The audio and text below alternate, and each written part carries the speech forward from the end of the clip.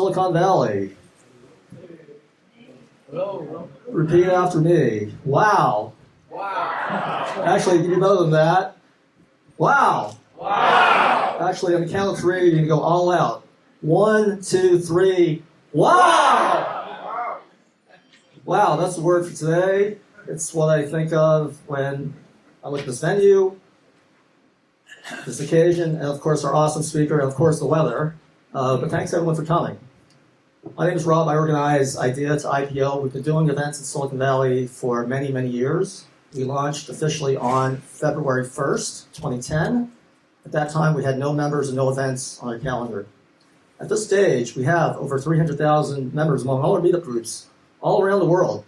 We've organized, promoted, and produced over 3,400 events. By any standard, by any measure, we're the most active, most prolific startup event organization in the history of Silicon Valley.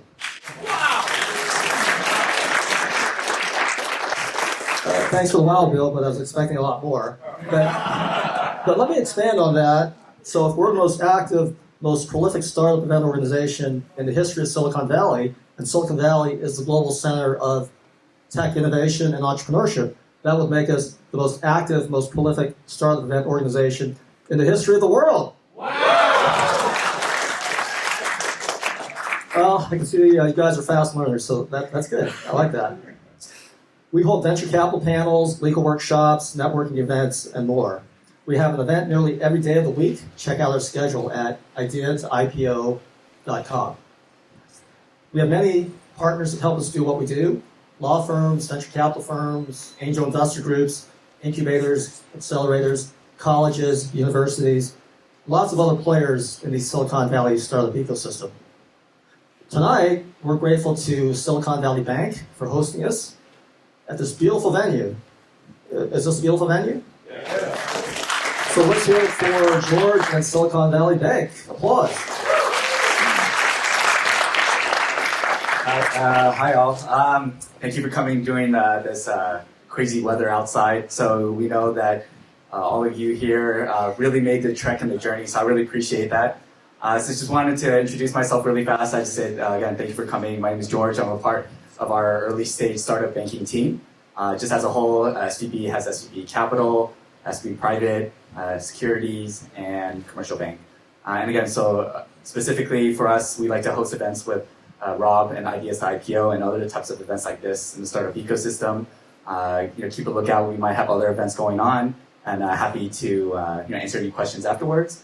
And again, simply put, we do have startup bank accounts, but it's beyond that. It's helping beyond banking and connecting to others as well. So feel free if you have any questions to chat with me after. But again, welcome all. Thank you. All right, thank you, George. A few of our other partners are here tonight. I would like to have them come up and say a few words as well. Let's hear it for Prima Law Firm and Svetlana. Applause. Hi, everyone. My name is Svetlana Kamyshanskaya, and I'm a founder and corporate lawyer at Prima Law Group. We specialize in working with startups. We love startups. We help early-stage companies to start, grow, raise capital, and represent these companies in M&A transactions. And we have a very extensive experience helping foreign companies to come to the U.S. So whenever it comes to explore the U.S. market or expand here, we are happy to help, and we have a table here, so feel free to come and meet us. Thank you, and thank you, Rob, for having us. Right, next up is Metis and Wallace. Applause. Thanks, Rob. Wallace with Metis Real Estate here. I went from prop tech to dumb tech, but we love entrepreneurs, and we say buyers buying homes in this market is super hard. What's harder than that is you guys entrepreneurs pitching here, especially in this weather. So you guys out here, you guys are the ones with the grit. You guys are the ones who are going to make it. And if you have any questions, if we can help you build your team culture through education, teach them how to buy a home, how to put together an offer, how the market works here, we're happy to do that for you. Talk to me, a couple of my team members here. We're happy to solve your real estate needs. Okay, next up we have Chloe and Anonymous. Applause. Hi everyone, I work at the company called Anonymous. Anonymous is a platform that offers all the foundational building blocks for app development, web or mobile. We support a lot of startups building up their tech stack and getting off the ground. So it's reducing the time from idea to execution. So that's a little Anonymous, and thanks Rob for hosting us, and thanks George for the event venue. So our local mission in Silicon Valley is to support entrepreneurs. Our global mission, though, is to democratize entrepreneurship and innovation all around the world. So to that end, we maintain a robust YouTube channel, youtube.com/idea to IPO. Check it out. We have tons of videos there. This rich, valuable content is available on demand, anytime, anywhere, totally free of charge. Our partner in this endeavor is Tim Jeggers of Jeggers Films, one of the top professional videographers in Silicon Valley. So let's hear it for Tim.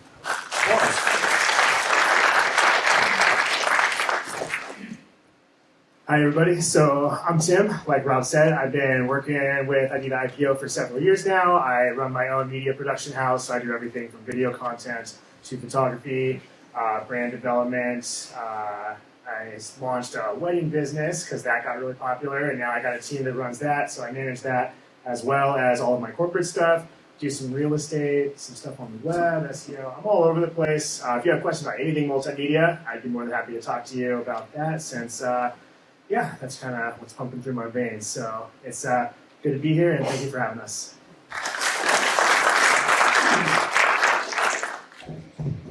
Here's the schedule for the rest of the evening. Our featured speaker is going to deliver a brilliant, compelling, dynamic, entertaining, scintillating presentation.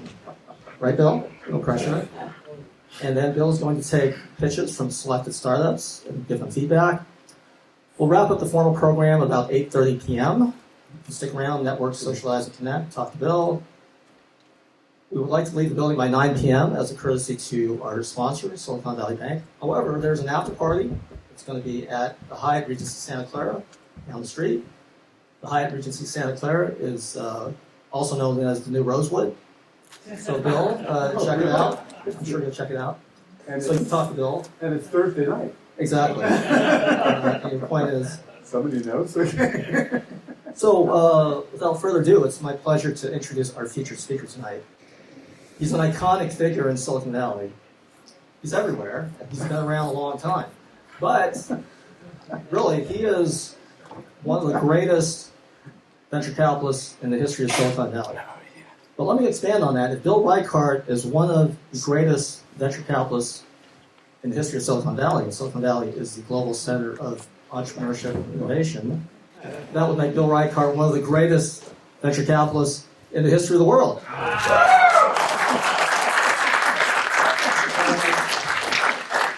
And you'll soon see why. So let's welcome Bill with a big wow on 3. 1, 2, 3. Wow! Okay. Thank you, Rob. All right, great. So the mic is working? Yes. The mic is working. All right. The water is working. The clicker is working. Let's see if the clicker is working. All right, the clicker is working. And now I'm going to make you guys work. Okay? So, as Rob said, I'm going to talk for a little bit here about this concept of getting your point across with impact. Everybody wants to get their point across with impact, right? And then we're going to have some experimentation with some entrepreneurs. So, Rob, they've already been picked. They already know who they are. You guys know who you are. They're probably, okay. All right. So we don't get to have volunteers. We don't get to do impromptu. Okay, we'll see. All right. So, yeah, right. We can do it at the Hyatt Santa Clara. So, great. So I'm hoping this is going to be sort of an active participatory kind of event. Not just a talking head on stage. So, where did this all come from? So, to give you a little bit of context about what I want to share with you this evening. I started out as an entrepreneur long ago and far away, as Rob pointed out. I came to Silicon Valley to do graduate school at Stanford. And I wound up starting a software company while I was a graduate student at Stanford. And this is before it was fashionable for graduate students to start software companies. And that company, it took off like a rocket. And here I am, 20-something, thinking, wow, this venture capital thing, it's not so hard, right? And then one day, there's a few things that went on, but all of a sudden it crashed and burned, exploded. The whole thing blew up. But the great thing about Silicon Valley, I learned, is that in Silicon Valley, if you crash and burn, you get to pick yourself up and dust yourself off, and then, you spin the story a little bit, and then you go do it again. So I got to do it again, and I won't go through all of the details, but the good news was my next company, which was actually a restart, my next company called The Learning Company, if anybody remembers. Thank you. All righty. Reader Rabbit fan. All right. Learning Company we took public. Took Learning Company public, and I thought I knew there was everything there was to know about venture capital at that point, right? So I had failed, I had succeeded, and so that's the full gamut, right? So I jumped into another company. Well, it turned out that didn't work out too well. So I got a little humble. Hard to believe, I know. I got a little humble, and then I did it again, took that company public, and decided, let's try something different now. So I got together with Guy Kawasaki and a few other people, and we started a venture firm called Garage Technology Ventures. And the big idea behind Garage was that we were going to make venture capital accessible to a broader range of entrepreneurs. So we were going to democratize venture capital, and one of the things that we decided to do as a firm was to provide help to entrepreneurs to get into the system to learn how to play the game of venture capital. And so part of the DNA of Garage and my DNA now over the years is to give back to entrepreneurs, to let entrepreneurs know the secrets that most people don't tell entrepreneurs about the way venture capital really works. And so fast forward, I was asked by a friend if I would judge an elevator pitch competition. And generally, I love to jump in and help entrepreneurs and judge elevator pitch competitions. But for whatever reason, when she asked me, I kind of said, "Oh," was the first thing I did. And she said, "Bill, wait, I thought you loved to judge these. I thought you loved entrepreneurs." And I go, "Yeah, but I tell you, we're doing something wrong. We're doing something wrong. These pitches are terrible. We're trying to get these entrepreneurs to learn how to pitch." And so she said, "Okay, Bill, if you're so smart, if you're so disappointed in entrepreneurs, why don't you see if we could fix it?" And so I spent a fair amount of time trying to deconstruct what it was we were teaching entrepreneurs that was wrong and what we should be teaching entrepreneurs instead. And so that's the origin of Getting to Wow, Silicon Valley Pitch Secrets for Entrepreneurs, which then fast forward many, many, many more years, another friend of mine said, "Bill, can I take your Getting to Wow workshop and can I turn it into a book?"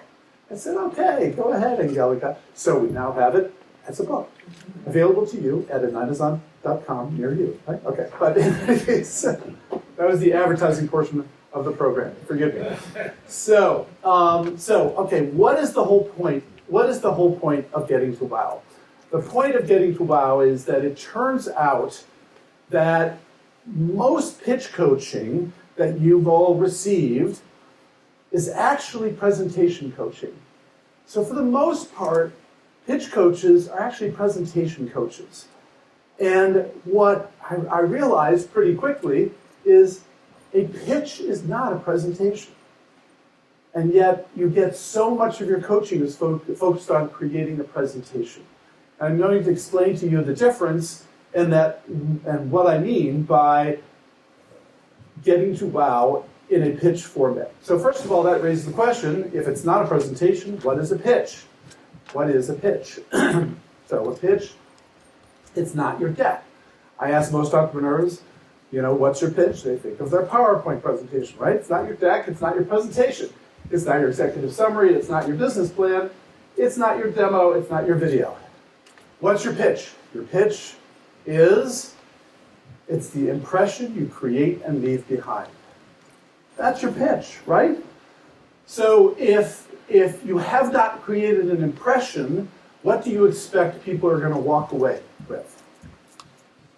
So that's your challenge. Your challenge is, in the real world, most of your pitches as entrepreneurs, most of your pitches are going to be less than 20 seconds long. And people look at me and go, Bill, wait, no. I mean, an elevator pitch is at least 60 seconds, right? And then you got the demo day pitch, and then you got whatever. So when have you ever used an elevator pitch? When have you ever used an elevator pitch? In the real world, right? The only thing an elevator pitch is good for is an elevator pitch competition, right? Right? That's the only time you ever use an elevator pitch. What do you do? How do you pitch when you're kind of walking around in the real world and you're meeting people, you're introducing yourself, et cetera, et cetera? Every time you open your mouth as an entrepreneur, you're pitching, right? You are creating an impression. Every time you open your mouth, you're pitching, because a pitch is the impression you create and leave behind. So in the real world, most of your pitches are less than 20 seconds long. And your reality, what you've got to figure out as an entrepreneur is you have only 20 seconds to be compelling, or you might as well go home. Right? You've wasted that opportunity. And so what's the secret to being compelling in 20 seconds or less? So now we're going to get into the concept of getting to wow. And what I've learned over the years is that a good pitch requires an understanding of human anatomy. Okay, where's he going with this, right? So where I'm going with this is, what we've learned, this is actually not just me, we've actually kind of studied this, and what we know is that an effective communicator connects with 3 body parts. So what are the 3 body parts? The first one is pretty obvious. The head. Okay, the brain, right? The first body part is the brain. You know, what you say, it's got to make sense. I've got to be able to understand it. And it's got to fit with my concept of the way the world works, in terms of physics, in terms of business, in terms of human behavior. It's got to make sense. And, you know, there's got to be a certain amount of logic and evidence and all of that attached to it. But it's got to hang together. Now, this, when I was an entrepreneur, this was kind of 98.5% of all my coaching was focused on connecting with the brain. You know, because I thought, and I was coached, that these VCs are these incredible analytical minds, right, that could listen to all this stuff. And they had an algorithm in the back of their head. And they could take in and ingest all of this, you know, language, and then run an internal rate of return calculation, and boom, you know, make these brilliant investment decisions, right? That's your experience with VCs, right? Okay. Okay.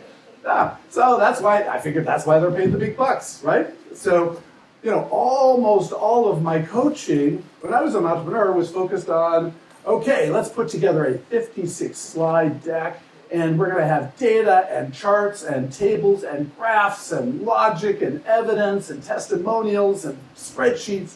We're going to crush them with the brilliance of our analysis. And that would get us money, right? That's how it works. Well, okay, almost. Turned out I was lucky as an entrepreneur. I had, you know, good connections, and so that kind of worked for me back in the day. But then I became a VC. So I became a VC, and we were funded by Sequoia and Draper Fisher and Mayfield and Silicon Valley Bank, funded Garage Technology Ventures. And so now I'm a VC. So I go to my new VC buddies, and I say, okay, now what do you do? So tell me, what's the algorithm? And they would look at me and they said, Bill, I'll tell you, we invest in teams. Yeah. I go, okay, got that. Okay, so what are the analytics? You know, what are the criteria? What are the metrics you use to assess the teams? And they said, well, Bill, you know, it's kind of pattern recognition. You know, after 5 or 10 years, you'll get the hang of it. You go, wow, this is venture capital, right? Okay, that was cool. That was cool. So then I started watching how were these guys, how were these guys making these investment decisions? I would watch, kind of all of the people around me making investment decisions, and I watched the way we were making investment decisions.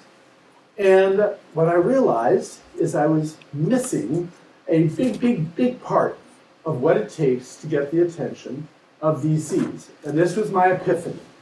And this is the epiphany that I'm bringing all of you today. The epiphany is you've got to connect with the second body part. And what is the second body part? Heart. Bingo.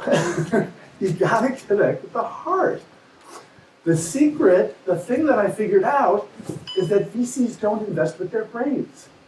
They invest with their hearts. Your requirement as an entrepreneur is to get my heart beating faster, to get my pulse racing, to get me to say, wow, that's amazing. Tell me more. Wow is not an intellectual response, right? Wow is an emotional response. So now, at this point, usually somebody in the audience raises their hand and says, wait a second, Bill, I'm confused. I didn't think VCs had a heart. So believe it or not, VCs are people too. I know it's hard.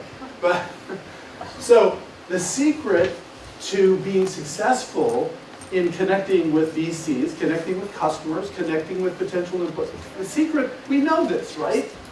Human beings connect based on what they want, not on what they should do, right? We operate based on our feelings, not on our brains. Sometimes, our brains intervene and say, wait a second. Right? But, so what I found is that the secret to these venture capital, to getting interest from an investor, is you gotta get them to fall in love. Because every other entrepreneur can describe their business adequately. They've got data, they've got charts, they've got graphs, they've got logic, they've got testimonials. Everybody can do that. How are you going to separate yourself from all of those other entrepreneurs? You got to get them to fall in love with you. So you got to figure out what is lovable about your business. What is exciting? What is compelling? What's going to get them to say, wow? But, okay, wait, there's a third body part. What's the third body part? Right, the gut. So again, we know this, that human beings are wired to have an immediate instinctive reaction to every new thing we come across. Our immediate instinctive reaction is, do I trust that guy or not? Right? Do I believe her or not? Do I want to spend more time with this or not? We have this immediate reaction. We're wired that way for a whole bunch of variety of reasons. But the problem that most entrepreneurs have is they're either so nervous or they're so wrapped up or they're so over the top exaggerating that they miss the gut check. They blow it on the gut check. So, how many entrepreneurs have you heard who've who come up to you and tell you that they are going to change the universe, right? And they're going to disrupt the $3.7 trillion healthcare industry with their brilliant new app, right? So, when you approach an investor like that, their immediate reaction is, well, good luck with that, right? You don't want that reaction. So you've got to figure out a way how to, in the first 20 seconds, be credible enough that they'll continue listening to you, that they want to spend time with you. Okay? So 3 body parts, right? Head, heart, gut. This is a test. Which is the most important? This is a test to see if you're listening. Thank you, team. All right. Yes, it's the heart, right? Yes, you have to pass the head test. You have to pass the gut test. But ultimately, the differentiator is, can you get them to fall in love? So how do you get them to fall in love? Well, I'll tell you, you don't do it the way most entrepreneurs do it. So generally, when I'm wherever, at an event or a show or meeting an entrepreneur for the first time, I'll get something, like this. Well, I'm working with Coolco. Coolco is a dynamic startup company that has developed a revolutionary technology that's going to disrupt our $56 billion industry. Our team has over 45 years of combined experience, and we have 3 patents pending. We projected our curve-jumping, paradigm-shifting, blah, blah, blah, blah, blah, blah, blah, right? That's what, frequently I will get from an entrepreneur. God bless you guys. Okay? But the other extreme, you get a little bit more of this in Silicon Valley, actually. A little bit. A team came into our office and they really said this. I swear to God. They said, well, we use a 2048 Diffie-Hellman key exchange and 256-bit triple DES to provide impenetrable encryption for your IoT devices. So now, the danger of being here in Silicon Valley right now is, a third of you know what that means, right? So, okay, but, for the most part, this is where we are and this is where you are. You do not want to be here. This is not where you want to be, right? So what you want to do is figure out how to get to wow in 20 seconds. So now I'm going to tell you what not to do, okay? What not to do. So what I'm going to tell you is there's a bunch of stuff you've been taught, maybe, that is going to do damage to your pitch, okay? So I'm going to, help you navigate your way through it because I was taught this when I was a lad and I realized that it was perhaps dangerous to do these things. One of them is that pretty much every pitch coach, pretty much every template, pretty much every video, blog, article, whatever, will say, you start with the problem, right? Describe the problem.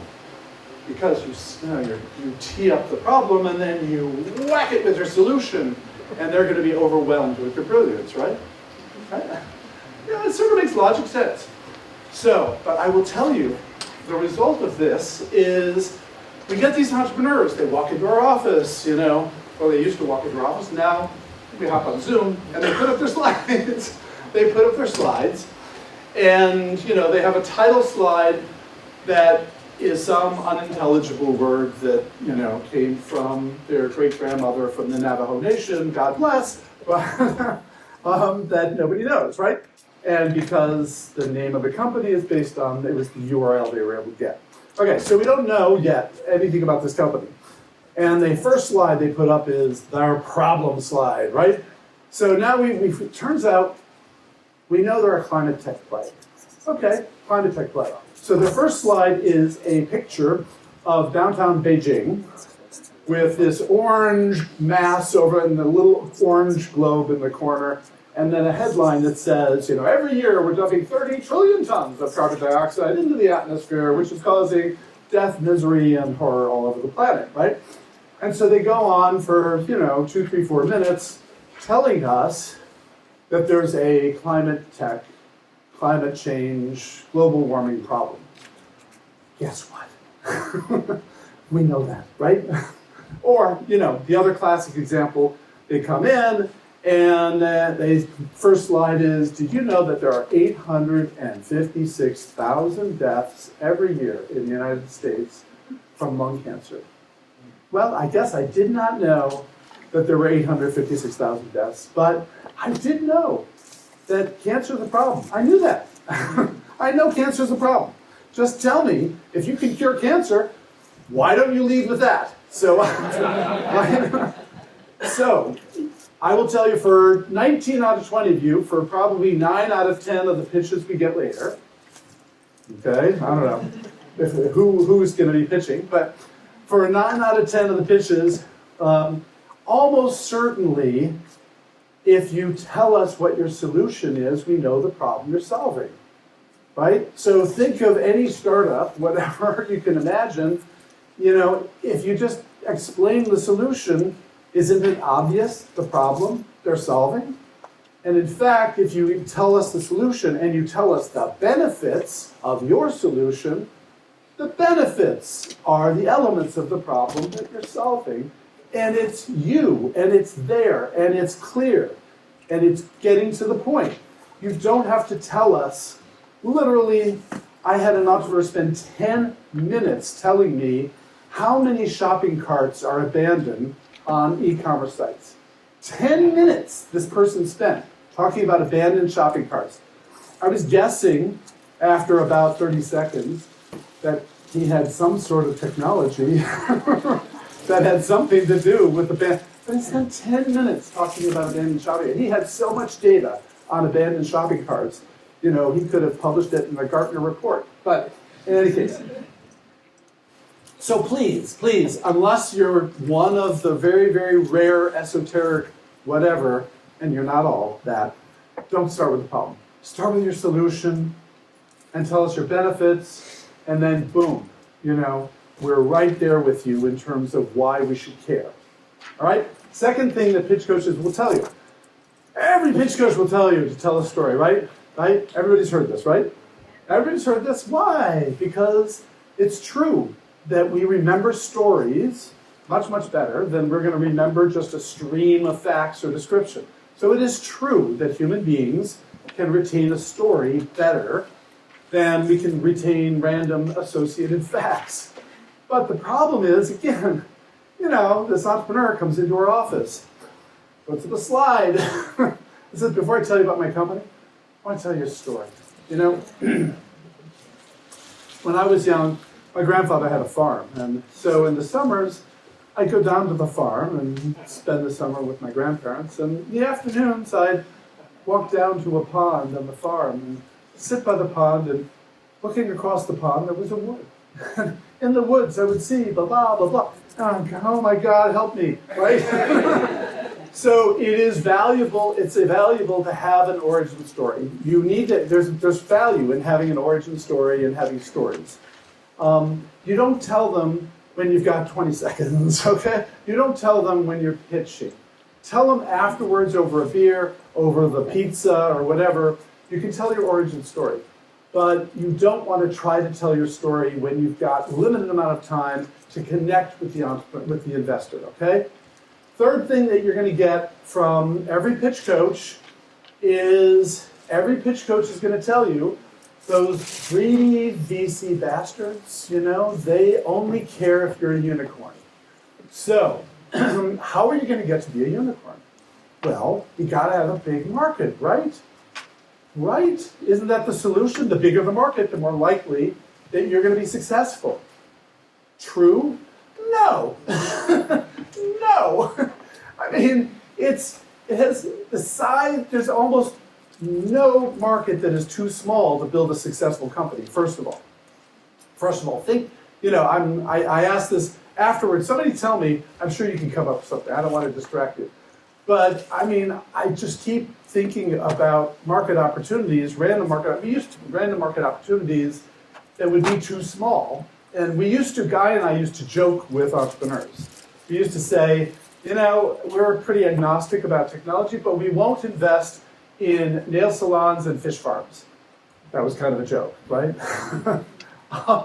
Turns out, fish farming is a huge business. And there's an amazing sort of IoT business around improving the yields of fish farms, right? Amazingly, nail salons are a huge business. A company comes along that has created I don't know how successful they've been, but it was pretty cool. Maybe you've seen it. This company came along and they developed a laser printer for printing patterns on your nails. That's kind of cool, right? In any case, so you can make a business out of almost anything. The size of the market does not determine your market opportunity. What determines your market opportunity? This is a test. What determines your market opportunity? What's really available? So, okay, this is closer. We're getting there. Okay, yeah, well, your customers, what about your customers? Value you bring to your customers. What happens if you bring value to a customer? Okay, what's that mean? What's that mean? What do you mean you prove in the market? I can write a report that's paying customers, right? Ding, ding, ding, ding, ding. Right. Sales, right? That, your ability to find and convert and get customers to pay for your product or service, that determines your market opportunity, right? It's your ability to get customers. I swear, I've never seen a company fail because the market was too small. Think about it.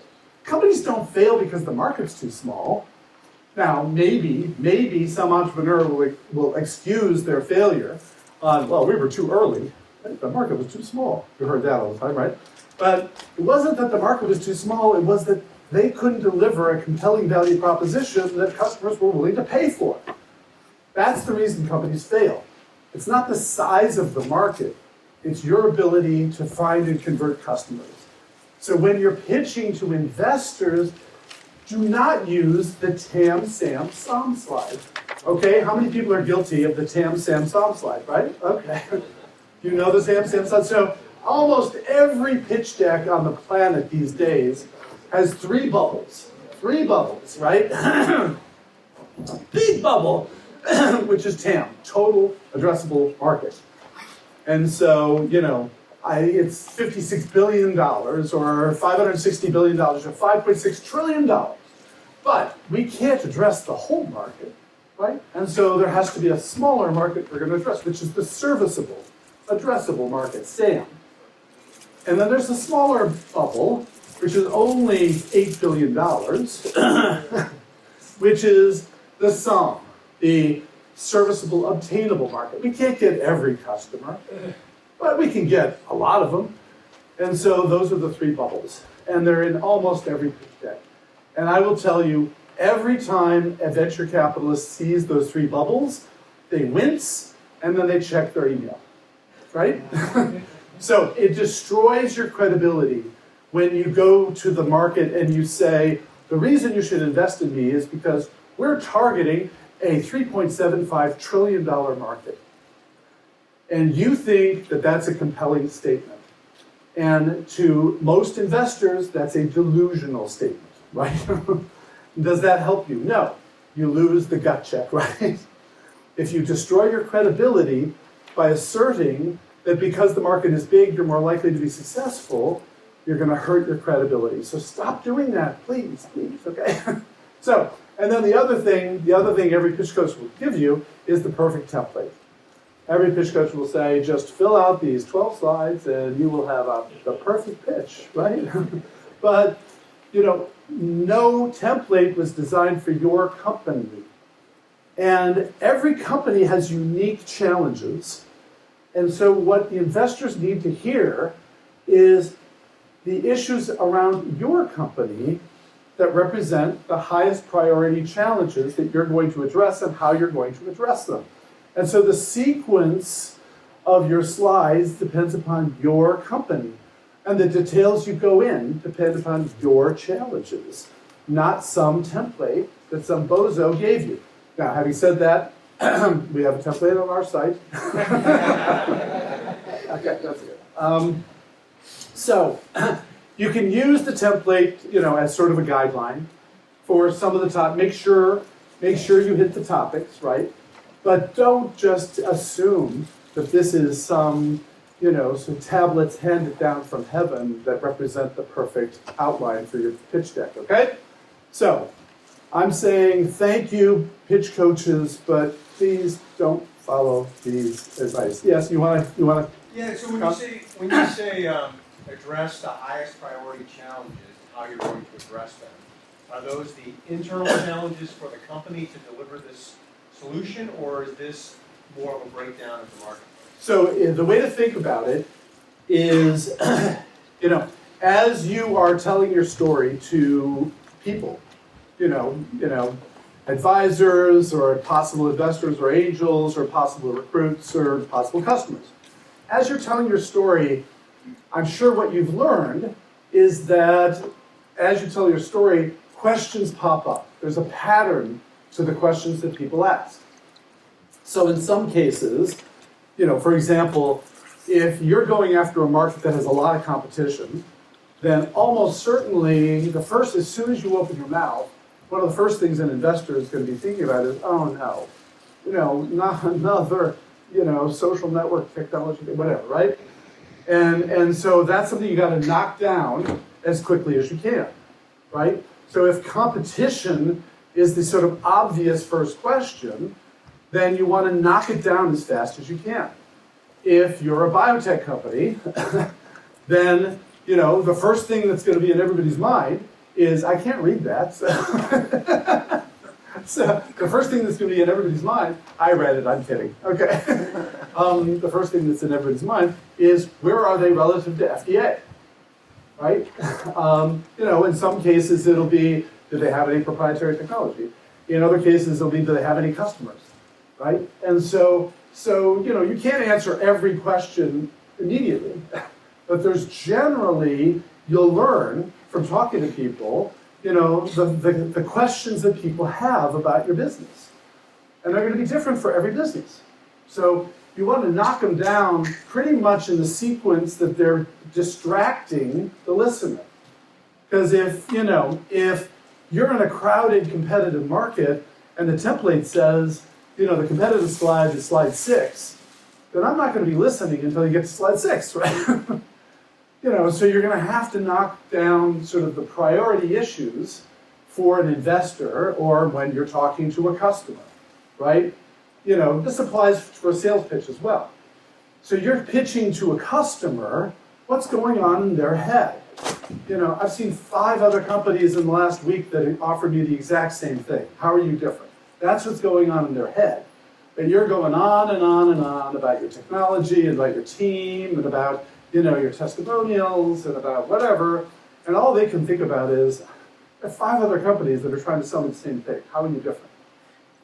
Right? So think about your listener and what's going on in their head, and try to sort of address those things in whatever order makes the most sense. Does that make sense? Yeah, great, thanks. Okay. So, point is, these will not get you to wow. What will get you to wow? So, frameworks, I'm going to give you a couple of frameworks to think about for how to get to wow. So, the first is, there are 3 principles that you should apply to every communication out of your company.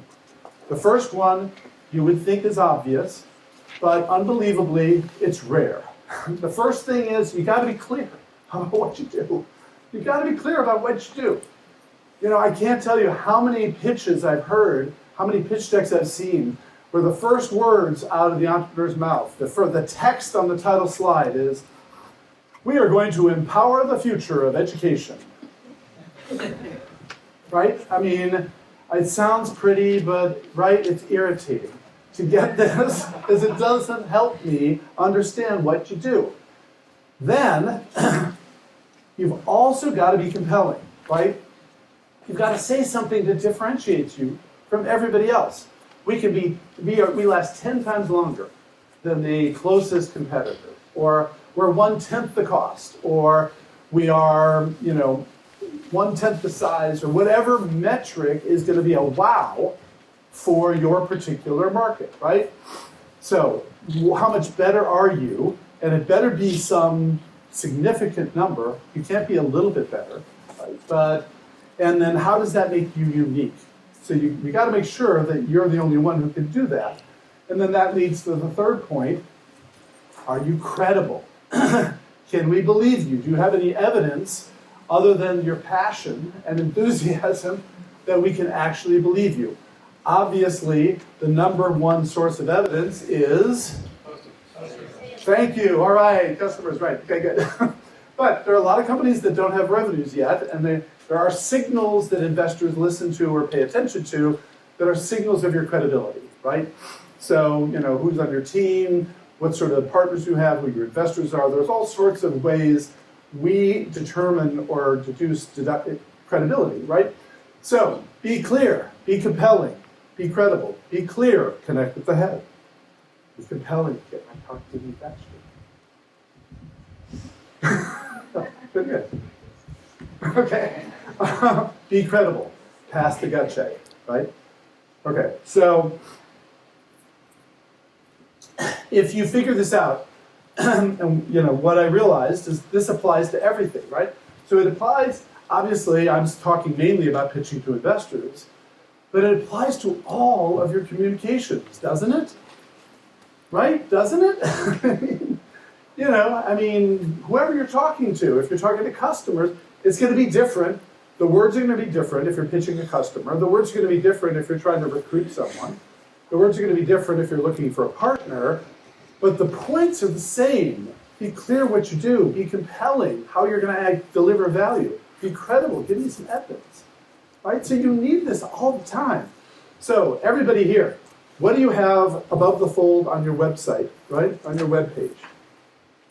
I'm betting you've got a pretty picture, you've got the name of your company, and you've got some tagline about, empowering the future of biotechnology, right? Maybe? Okay, you don't have to admit your guilt, but, how are you communicating your wow on your website or in your press releases or, to your team? So, I'm going to give you a 3-step model for crafting your wow, and then Rob's giving me the high sign. I need to get going on getting some real entrepreneurs up here, right? So, 20 seconds, right? 20 seconds, first sentence. What do you do better than anyone else? This is be clear, right? Help us understand exactly what you do. Don't tell me a story. Don't tell me the problem. Tell me what you do, okay? Maybe then I can hear the story. Maybe then I can talk about the problem. But I want to know what you do. So I can't tell you how often it is, and I won't do it now, how often I turn to an entrepreneur and I say, so what are you up to? And they're like a deer in the headlights. Well, we have product. It's a platform. And, we're in the IoT. We have AI. And so what we're going to do is we're going to be, smart transportation. So we have a thing that we can do that makes, cities save a whole bunch of pollution because of smart transportation platform technology, IoT we have. I can't believe it. How is it that you guys, I'm sorry, I shouldn't blame you. They weren't. But it's amazing how often, in a better case, I'm being a little unfair, okay. Mainly what entrepreneurs do when I ask them what they do is they describe their product. They describe their product. That's, a piece of it maybe, but it's not the core. What's the core? The core is what they deliver to customers and how customers benefit, right? So that's the second part. What is the compelling benefit you offer to whom? And so you can't describe, and we have 7 revenue streams. So the first revenue stream we have is blah, blah, blah. And then we're going to make a ton of money on data. So that's what I get all the time. But no, your revenue streams are not your compelling benefit. What I need from you is the big idea. What's the big idea in terms of the compelling benefit that you deliver? Okay? And then, so now you're 14 seconds into your pitch. Here's what's going on. Here's what's going on in my head. Okay? You're 14 seconds into your pitch. You've told me that you have this solution that you deliver that delivers this incredible value. And what's going on in my head is, oh yeah, I've heard this before. So I hope you appreciate the challenge you have as entrepreneurs is it's virtually impossible for you to say anything that an investor hasn't heard before, unless the investor is a 6-year-old, okay? So, but the problem we have as investors is we've listened to literally thousands of pitches, right? And so as soon as you open your mouth, what's going on in my head is, oh yeah, I've heard this before. What was the name of that company? They were in our office like 3 years ago, and one of them they were from Berkeley, right? Was it from Berkeley? I don't know. So, that's what's going on in my head. I might be, smiling and nodding, right? Okay. But that's what's really going on in my head. I've heard this before. And so you've got to knock that down right up front. You've got to say, now you might have heard this before, and you'll know if what you're doing is similar or exactly the same as what people have done before. And so you need to say something like, well, you might have heard something like this before, but unlike, this company and this company, which are famous or whatever, and failed, unlike WeWork, what we didn't know. You've got to knock down, you've got to shut that down and show how you are different from all those other companies that people think are like you, okay? So if you can do that, in 20 seconds, then you're going to get permission to talk more. If you can't do this, then the investor's going to go looking for the shrimp bar or the, whatever, right? So figure out how to describe your company simply and clearly, right? It doesn't have to be, your grandmother doesn't have to understand it, right? It doesn't have to be 8 words. It doesn't have to be something a 6th grader can understand. Just something that a normal business person can understand, right? Make sure up front you deliver your clear benefit. And then give us some reason to believe you, right? Give us some validation that you're different from everyone else. I'll tell you the best pitch I've ever heard in my career. The best pitch I ever heard was after an entrepreneurship event. I'm chatting with a bunch of entrepreneurs. Entrepreneur walks up to me and says, "Bill, what would you say if I told you, Bill, what would you say if I told you that we can accelerate big data analytics by a factor of 100x without changing your hardware?" And I'm going, and I blurted out the first thing that actually came to my brain. What do you think was the first thing that came to my brain? Wow. No. What did my first thing that came to my brain was, I'd say you're lying to me. That's what I said. I could have said something else. I'd say you're lying to me. That's what I said. She didn't flinch. It was unbelievable. She didn't flinch. She said, "What if I told you we proved it last summer in a pilot with Major League Baseball?" Oh, now I'm going, wow. Now I'm going, wow, right? She missed the last sentence. Once she gave me the last sentence, I went, wow, invited her into our conference room, brought a guy from Intel Capital in to listen, and it was the fastest invite in my career into our conference room. I've heard a bunch of other good wows, but that's the one that just keeps standing out in my mind. So if you can figure this out, figure out, what is lovable, what's compelling about what we've got. Now, again, I'll be there in a second, okay? I'm almost done. Rob wants me to quit, but I'm almost there. So, generally at this point, someone raises their hand and says, "Bill, wait a second, you said we're not supposed to follow the template, and that kind of looks like a template, right?" Okay, all right. And so what I'm saying is there are other ways to do it. You don't have to follow the template, but I tell you, you need these 3 sentences. Please, please, please. Everybody, you need these 3 sentences, right? So you can do a different way. If you can tell a story or paint a picture in 1 sentence, I'll let you do that. That's okay. And that sentence maybe starts with, imagine if you had a technology that enabled you to synthesize mRNA in quantity at a fraction of the cost and a fraction of the time that it currently takes to synthesize mRNA. Okay?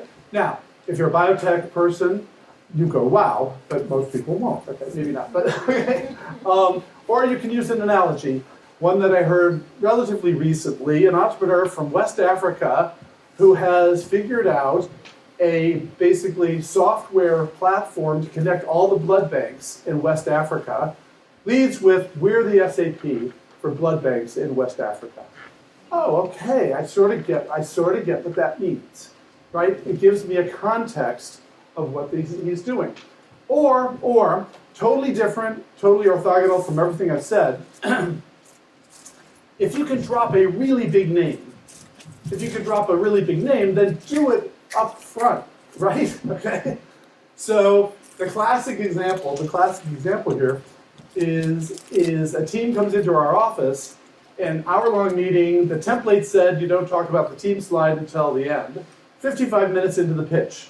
They put up the team slide, turns out one of the co-founders is a Nobel laureate.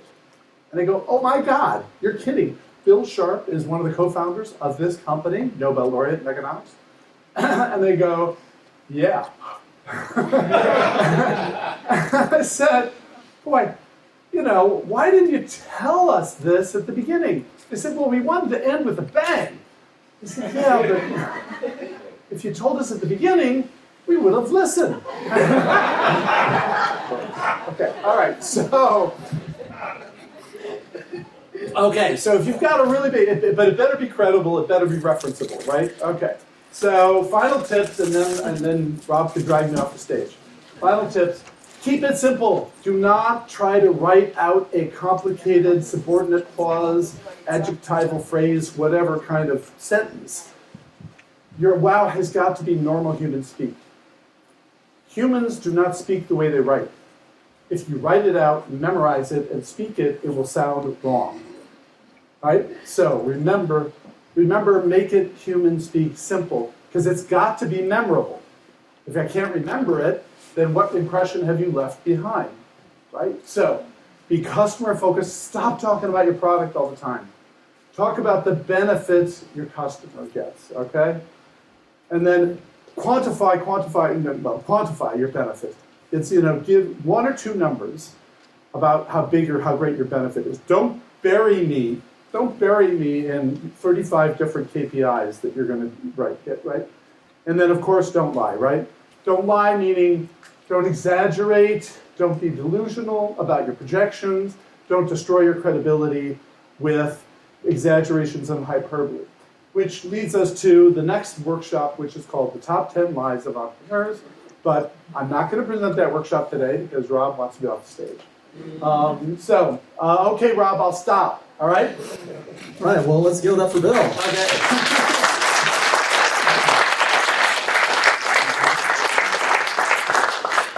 So I think Bill met our expectations, although we raised the bar a little bit. So now it's time for pitches. It'll be 1 minute, no slides, followed by 4 minutes of feedback from Bill. And, Who said torture? Freudian slip. We're in compliance, so we do not have pitchers state mass in public forum, which is good. We like to be in compliance, and there's a lawyer in the room, Alina. So anyway, this is not a contest. There's no first, second, third place. No one's going to get a certificate or anything like that. Bill is looking for startups that we want to invest in. Right. And no one's going to get a check in Bill tonight, realistically. But if you get a second conversation, that would be an outstanding outcome. So look at it that way. So first up, we have Shashank and Oslug. Applause. Okay.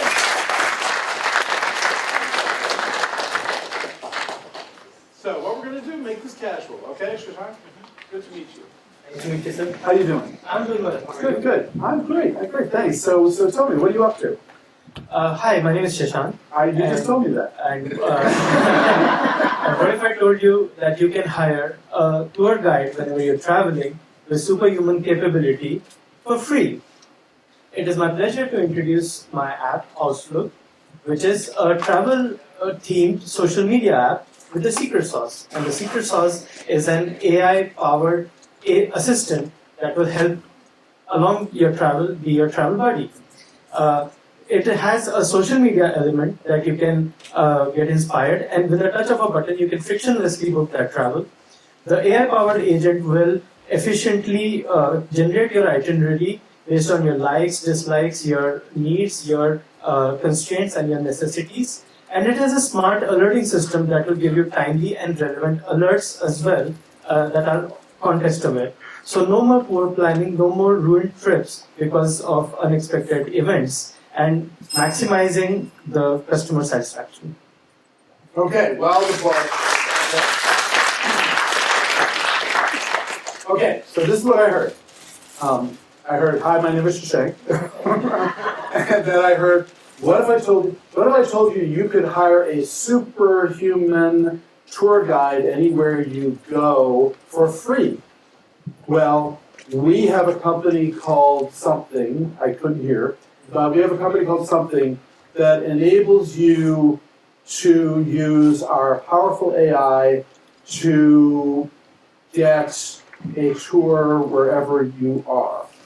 And then we have a social component with a touch of a button. And, come on, hold on, what else did you say? You said there's a social component with a touch of a button, and in that way you'll have the opportunity to do, you said something that's uncontestable. Oh, and we have alerts, and that'll tell you things so you won't miss anything, right? Something like that. That was uncontestable, and so that's what we offer. Right. So that's kind of what I heard. Okay, what did I miss? So basically, it will give you smart recommendations based on like personalized recommendations. Okay. It will create like an itinerary based on your personalized data. So somebody has a Right, and that was the middle part. It'll create a personalized itinerary based on your preferences. Okay, that's what your AI does. That's how it does that. Okay, all right. What else did I miss? So there's currently like a lot of fiction. You get inspired in Instagram, but like You didn't say that. I didn't say that. Okay. But the frictionless part, basically. So you Frictionless part. So you get inspired with the social media element, and you like That's something. why. Okay. You like something, just press a button and book it. Oh, that was the pressing the button part. Okay. I knew I pressed the button, but I wasn't sure what I was pressing. Okay. The frictionless is the. Okay, that was the point there. Okay. So now, what does Shashank do that I encouraged you not to do? You spend all the time describing the product. So you're assuming that there's no other way to get a personalized itinerary and a calendar. There are ways, but I have to pay for them. Okay. Well, get what you pay for. Maybe not. I don't know. But okay. So, what evidence do you have that you're delivering some compelling benefit that no one else delivers? So right now, nobody offers personalized recommendations. I'm sorry, the concierge at the hotel does all the time, and I don't pay. Well, I said I do. I said that's it. Okay, but right, the concierge at the hotel does. But mostly people nowadays want to book their bookings in advance. You won't be at the hotel. Okay. People want to plan out the entire trip in advance. All right. And they want it in a way that like they have the. Aren't there? Wait. But there are lots and lots of apps that'll plan an itinerary for me, right? Do I have to pay for TripAdvisor? Right? I don't know. So okay, I'm being really tough. Okay, I'm being tough. Deliberately tough. I mean. So, but the point is, so you guys get the point, right? So I want you all to be listening to all. Don't think, okay, he's up, I don't have to listen.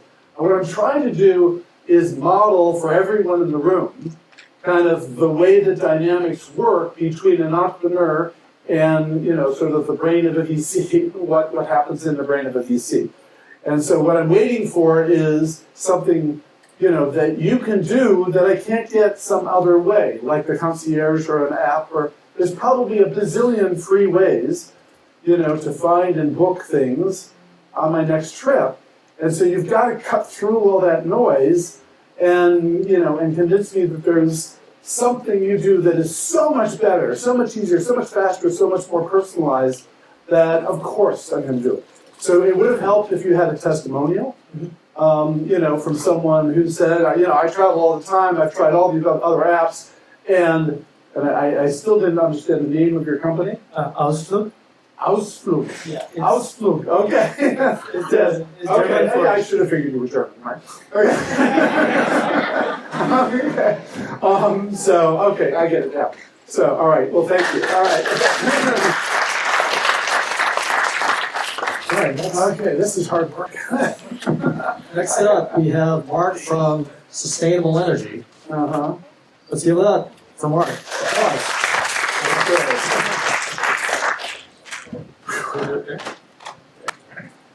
Hey, Mark. Hello, How you doing? I'm doing great. How are you doing? I'm doing great. Good to meet you. Thanks for coming. Thank you. So what are you up to? I'm Director of Marketing and International Development with Sustainable Energy Inc., and our Chief Technology Officer and founder, William Todorov, is developing a ceramic air batteries and printed solar thin film PV that can make long-range solar battery electric aircraft economically viable. We can cut the cost of battery electric vehicles in half, end range anxiety, and make distributed solar charging the global standard by 2027 so the world can decarbonize by 2032. Our non-lithium battery target is 2,500 watt-hours per kilogram in mass production. Today's batteries are just 200 to 350 watt-hours per kilogram.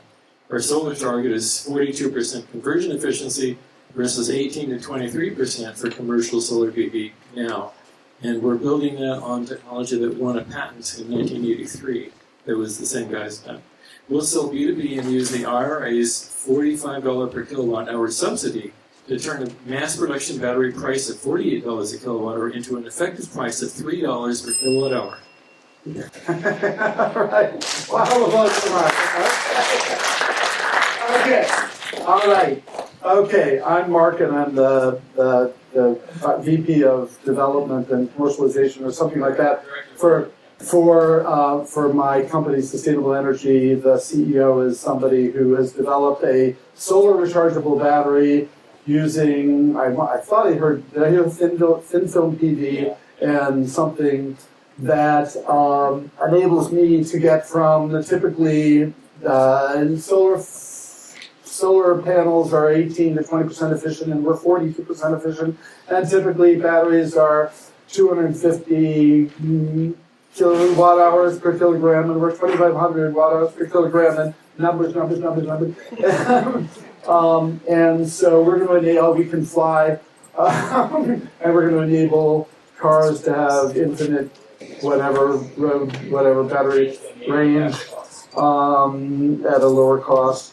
So, okay, what did I miss? This was the... I'm sorry, could you have done it?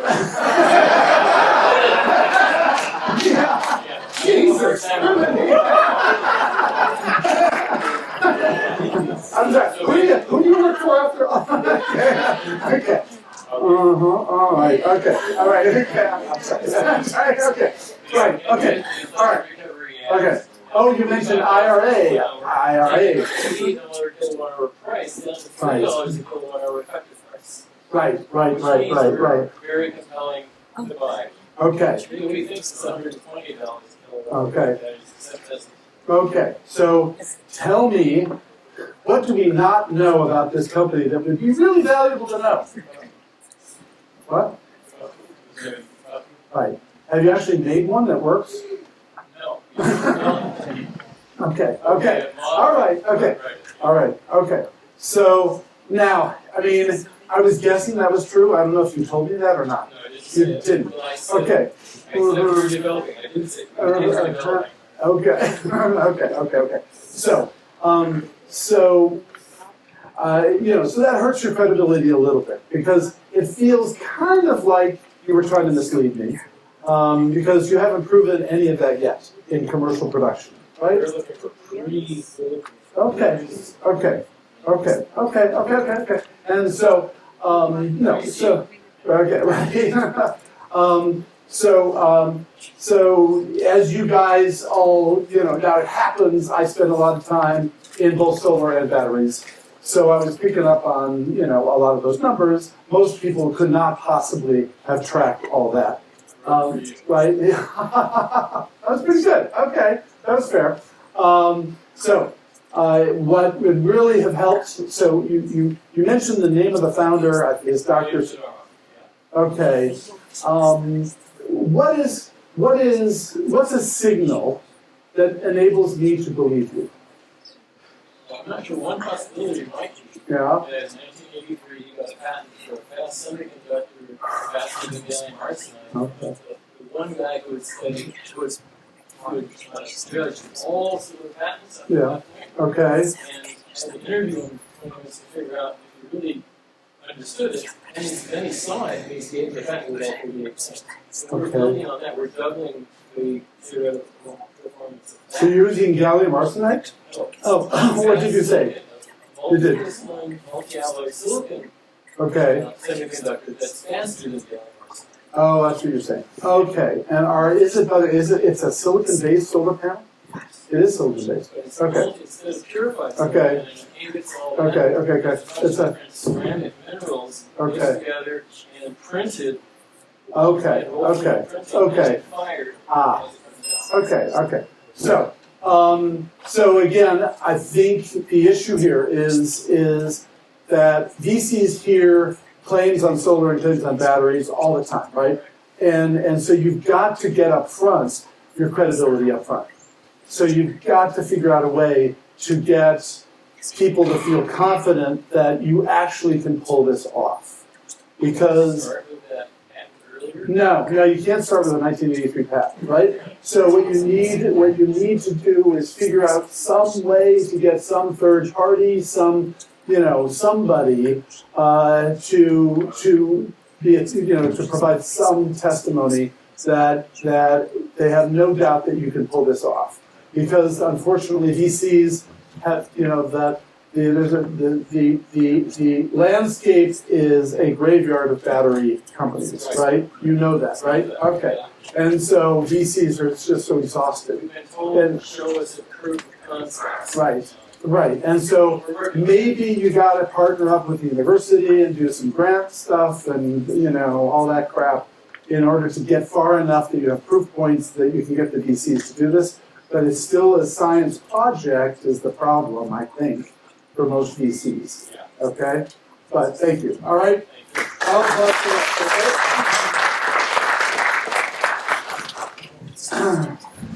Okay. I'm sorry, Rob. Well, you're all warmed up, huh? Yes, I know. Now I'm going to take the sweater off. Please. All right, next up we have Nikki and Crolte. Let's give it up for Nikki. Come on.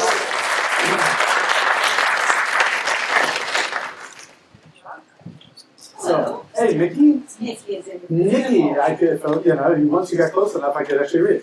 Hey, Nikki, great to meet you. Nice to meet you. So tell me, what are you up to?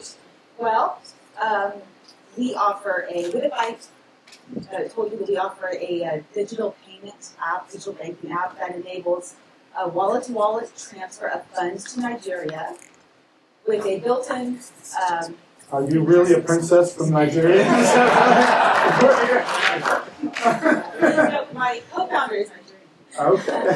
With a built-in feature for currency exchange, eliminating the need for the recipient to actually visit a bank to get their remittance funds. So eliminating them having to brave traffic and stand in long bank lines and accept the bank's crummy currency exchange rate.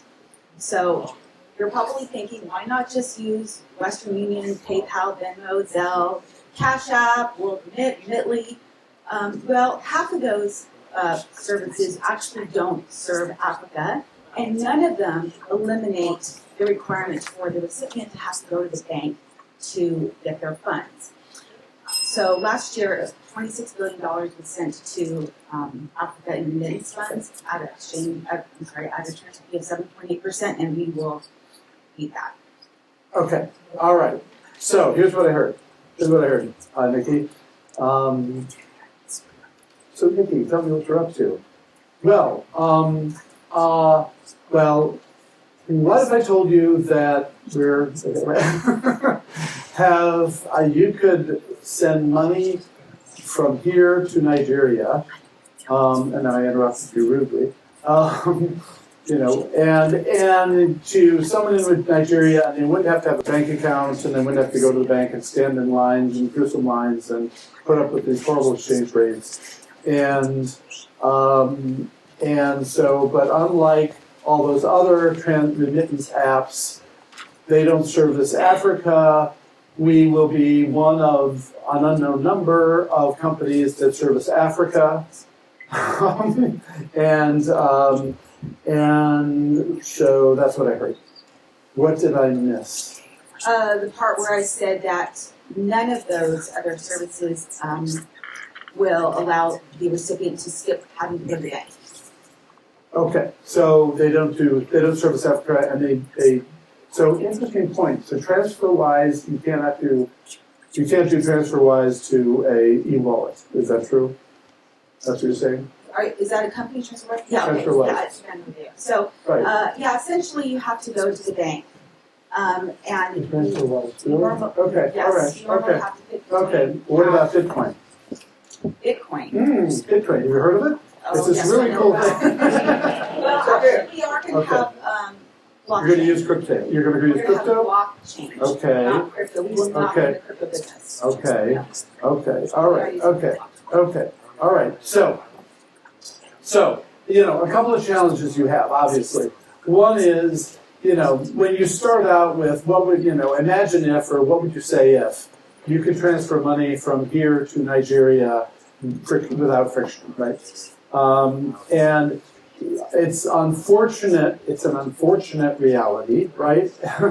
That when you talk about sending money to Nigeria, has anybody here not received an email?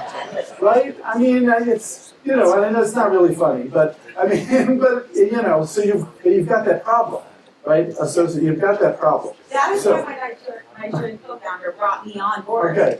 So, right, okay, well, how do you solve the problem, right? Part of the way you solve the problem is, instead of talking about sending money to Nigeria, if you say that we will be the first and only remittance service that enables families here to remit funds to Africa without a bank and with a better exchange rate or something, right? I mean, saving the sender or the recipient as much as 20% of the cost of a remittance or whatever, Western Union is terrible. Everybody knows Western Union is terrible, right? So, but you see where I'm trying to go with this in terms of getting you off the description part and getting you to a benefit and a sort of product market positioning. Are you the first and only or not? Well, I went to the CES show in January. Yeah. And I did actually find a company that just launched that very day. Okay. However, they want to be what they call the Amazon of Africa. So they are doing more than remittance. Okay. They're not Okay. focusing on Okay. where we are. We want to do a lot of Okay. things. Okay. But you need to make it kind of clear, because everybody's heard of remittance companies, right? And so you need to say, unlike all, right? Remember the third thing, right? Unlike all of the other remittance companies you may have heard of, we are the only ones that do this, and this for Africa, or whatever. Whatever is true. Is that fair? And then iterate how much money you save for time and money you save for everyone. That make sense? Yeah, so what you're saying is I should not, even though we're launching in Nigeria, you think I should just say Africa in general? Yes. Because of the reputation of Nigeria? Yes. Okay. Yes. Okay. I am assuming you're intending to go beyond Nigeria, maybe not. Yes, we're going to be West Okay. Africa. Other Okay. countries. Okay. All right. Okay. Round of applause for okay. All right. Okay. So please, by the way, if you hear me say something to one of the entrepreneurs and you disagree violently, you say, Bill, no, tell her this, right? So, okay, afterwards in the after party, what you're going to do is you're going to go up to all the entrepreneurs that pitched, right? And you're going to give them feedback on how you think they can make their pitch even better. All right? That's the deal. That's what we do here in Silicon Valley. We pay it forward. We help one another. We collaborate to make everyone more successful, right? Right. All right, who's up next? Next up, we have Who's our the dog. next patient? Come on down. Bill Quiz. Applause.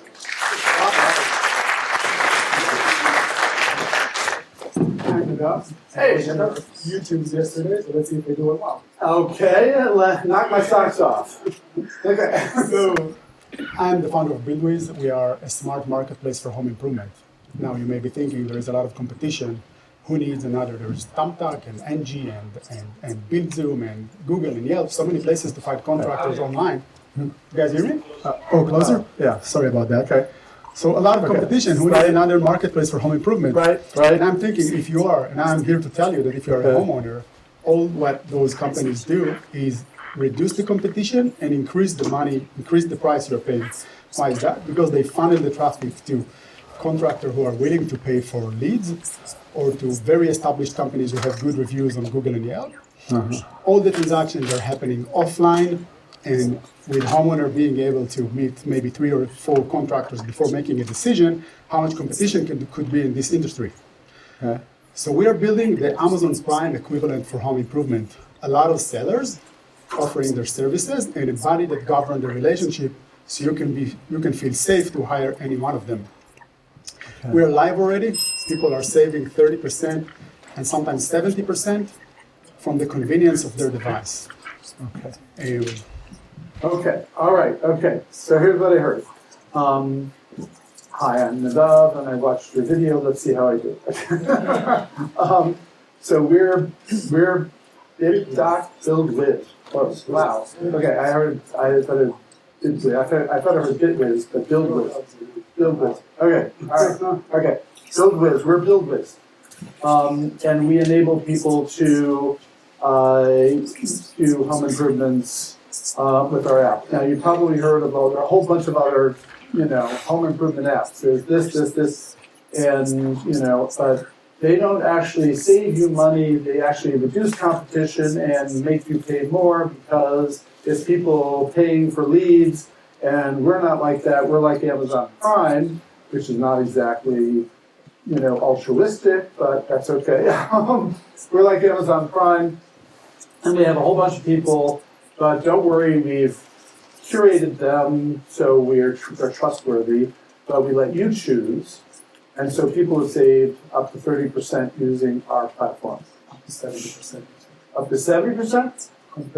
Did you hear 70 or 30? I heard 30. Did you hear 70? Oh, you said 30 to 70? He said that? Is that what you said? Okay. All right, 30 to 70%. Okay. All right. Much. That's too big of a number, right? To say, right? I mean, it's reality. No, I can certainly imagine. Yeah, because I know there, any 2 chairs, restoration is going to charge 5 times as much for the same chair that's a Target or whatever, right? Okay. So I don't doubt that. Okay, but that's what I heard. What else did I miss? You got it. Okay, all right. There's a lot more to say, but not easy. Yeah, okay. So you did not say 30 to 70% until after the bell rang. Did you notice that? I missed the 70 because that's when the bell rang.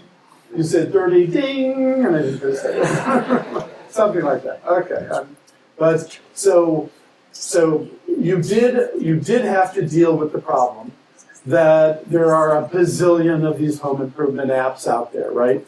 And so you spent a chunk of your time focusing on, there's this and there's this and there's this and there's this and there's this, right?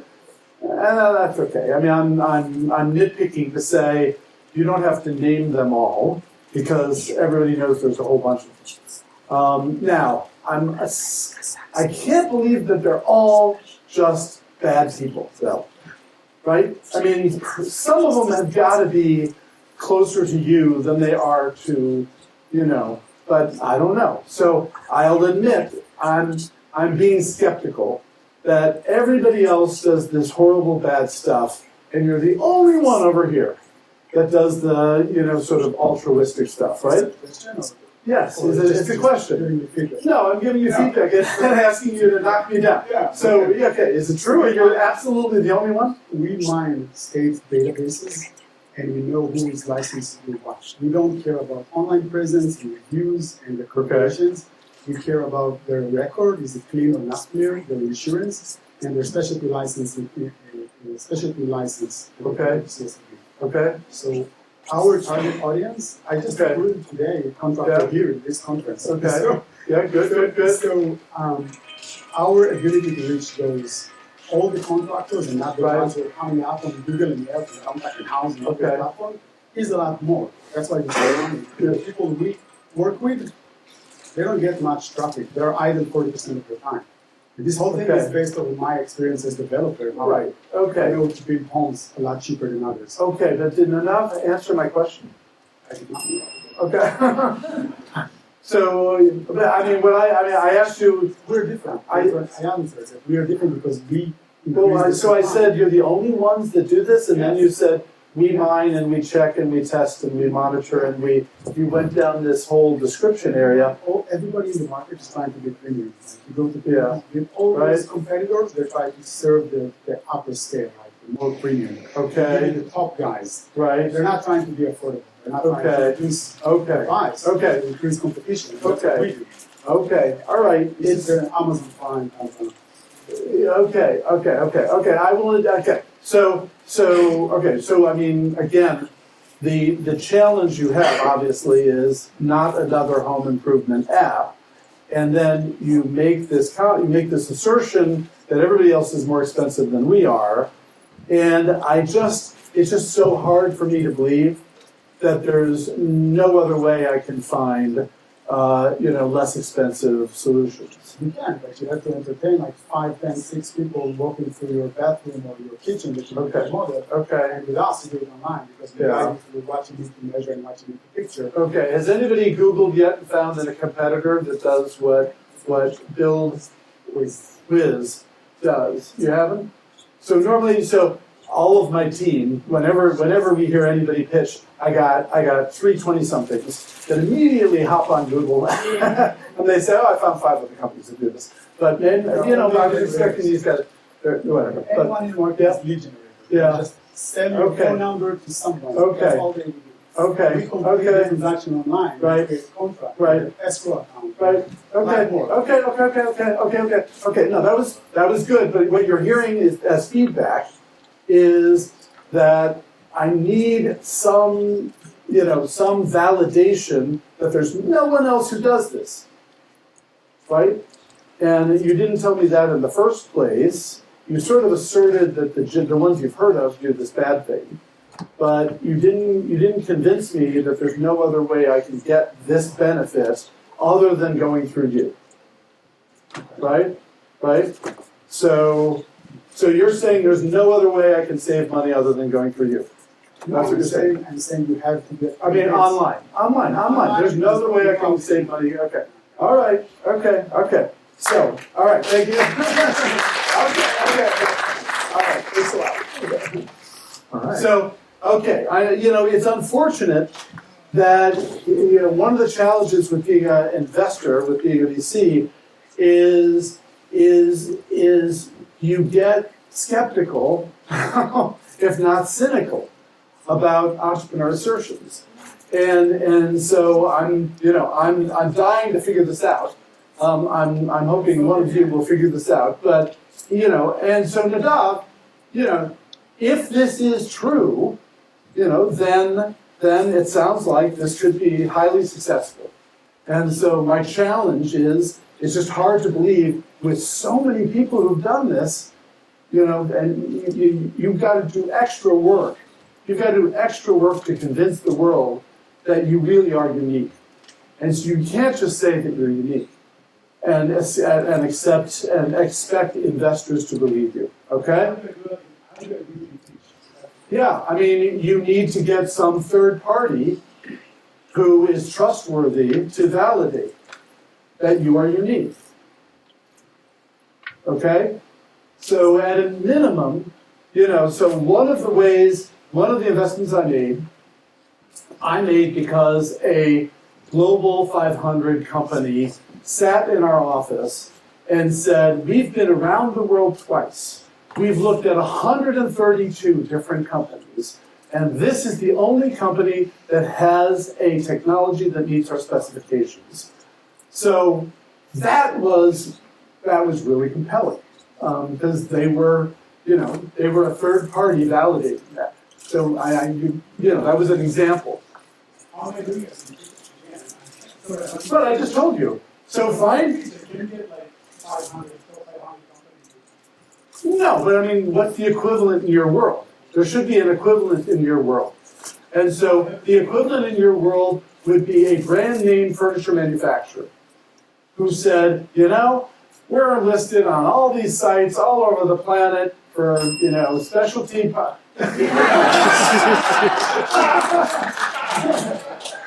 Right? Okay, right? If you can get a furniture manufacturer to say, we've looked at every single one of these digital solutions, and the BuildWiz is the only one that is honest and credible and saves whatever, right? Get a testimonial from a trusted brand. Presumably, right, you have trusted brands on your site, right? So Bill, Okay, I'm sorry. you said you were a cynic. I thought you said you make decisions from your heart. But you said VCs don't have a heart. Well, if you fail the gut check, then you can't fall in love, right? Right? It's impossible to fall in love if you fail the gut check. All right, well, here's your next prospect. Oh, okay. All right. Let's give it up for All right, all who's up next? Well, Holly's up. Okay. Hey, long time no see. How you doing? Great. Can I get a hug? Oh, yeah. All right. So we are not empowering the future of education, Good. but we're trying to scale personalized learning. Okay. So everyone can afford hiring a private tutor. Okay. How do we do that? By reducing tutoring fees to just $5 an hour. Okay. And we believe if we do that, we can make tutors make a lot more money. Okay. Impossible, right? Reducing fees, making more money. Mm-hmm. How do we do it? We augment tutors to deliver personalized lessons to multiple students concurrently.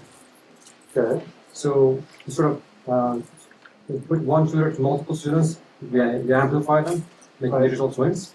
We've been testing this technology with students, paying students since last February. We still have a few more tests to do with augmentation. Okay. And the competitive landscape is very crowded, I know that. Okay. But we are one of the few ones who allow tutors to own their content and make passive money out of it. Okay. All right. Okay. So here's what I heard. We're not empowering the future of education, but we are enabling. We are enabling everyone to be able to afford a personal tutor. How do we do this? We do it by paying them only $5. That sounds crazy. How does that work? Well, we do it by augmenting them. I thought we were going to go with, ChatGPT, but no. Instead, what you said, where you went was we're doing one-to-many. And so if I get 10 people each paying $5, that's $50 an hour. So I'm going, okay, yeah, that's not personal, so that's good, right? But, and so that's your trick, and you said that way they can actually earn more money, not less money. How does that work? And I figured it out in my head. We want to learn more, right? Okay. And so what else did you say then after you said that? Because my brain is going, okay, he's cheating. But then you said, hold on, Bill. You said, okay, what did he say after he said we do one-to-many, and what did he say after? Oh yeah, he said the same lesson up to multiple people, and unlike all those other guys, we let tutors own their own instructional material. Oh, right. Right. So that was the other thing you said, right? Okay. Okay. What did I miss? Different testing. Okay. Well, that's pretty much everything. Okay. All right. Okay. So. So what am I missing? Okay. So. Okay. Let's go there first, and then. Okay. So. Mark here is a skeptic already. You can hear it in his voice, right? Okay. Same lesson to multiple people. That's not tutoring, right? So as you know, I was in ed tech. What you don't know is that we invested in tutor.com. Okay. I heard you before. Alongside Robert Reich, right? So tutoring is, okay, so there are lots and lots and lots and lots of tutor apps out there. Exactly. And depending on what you're learning, they've got different tricks for making it more affordable, et cetera, et cetera. So what do you care about with the tutoring app? What do you care about the most? I think Mark was going there, which is to say results, right? So you've been trying it out, is what I heard. And benchmarking. So you're still what? I'm benchmarking. Okay, you're still, did you say benchmarking? I didn't say that. Okay. So you're trying it out, but I haven't heard yet that, I can, there can be a trade-off. It's okay. I don't, it doesn't, if for $5, I'll do 2 hours and I'll get more maybe than, $25 in 1 hour with personalized tutor, maybe, I don't know. But I haven't heard yet that it actually works and that people love it. So I wanted, again, so this is a recurring theme, guys. This is a recurring theme. Is there evidence? Is there testimonial? Is there third-party indication that what you've got is unique and it works and it delivers on the benefit? Right?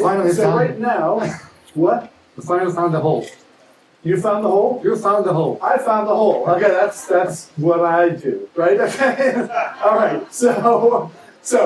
Okay. So I mean, right. So I mean,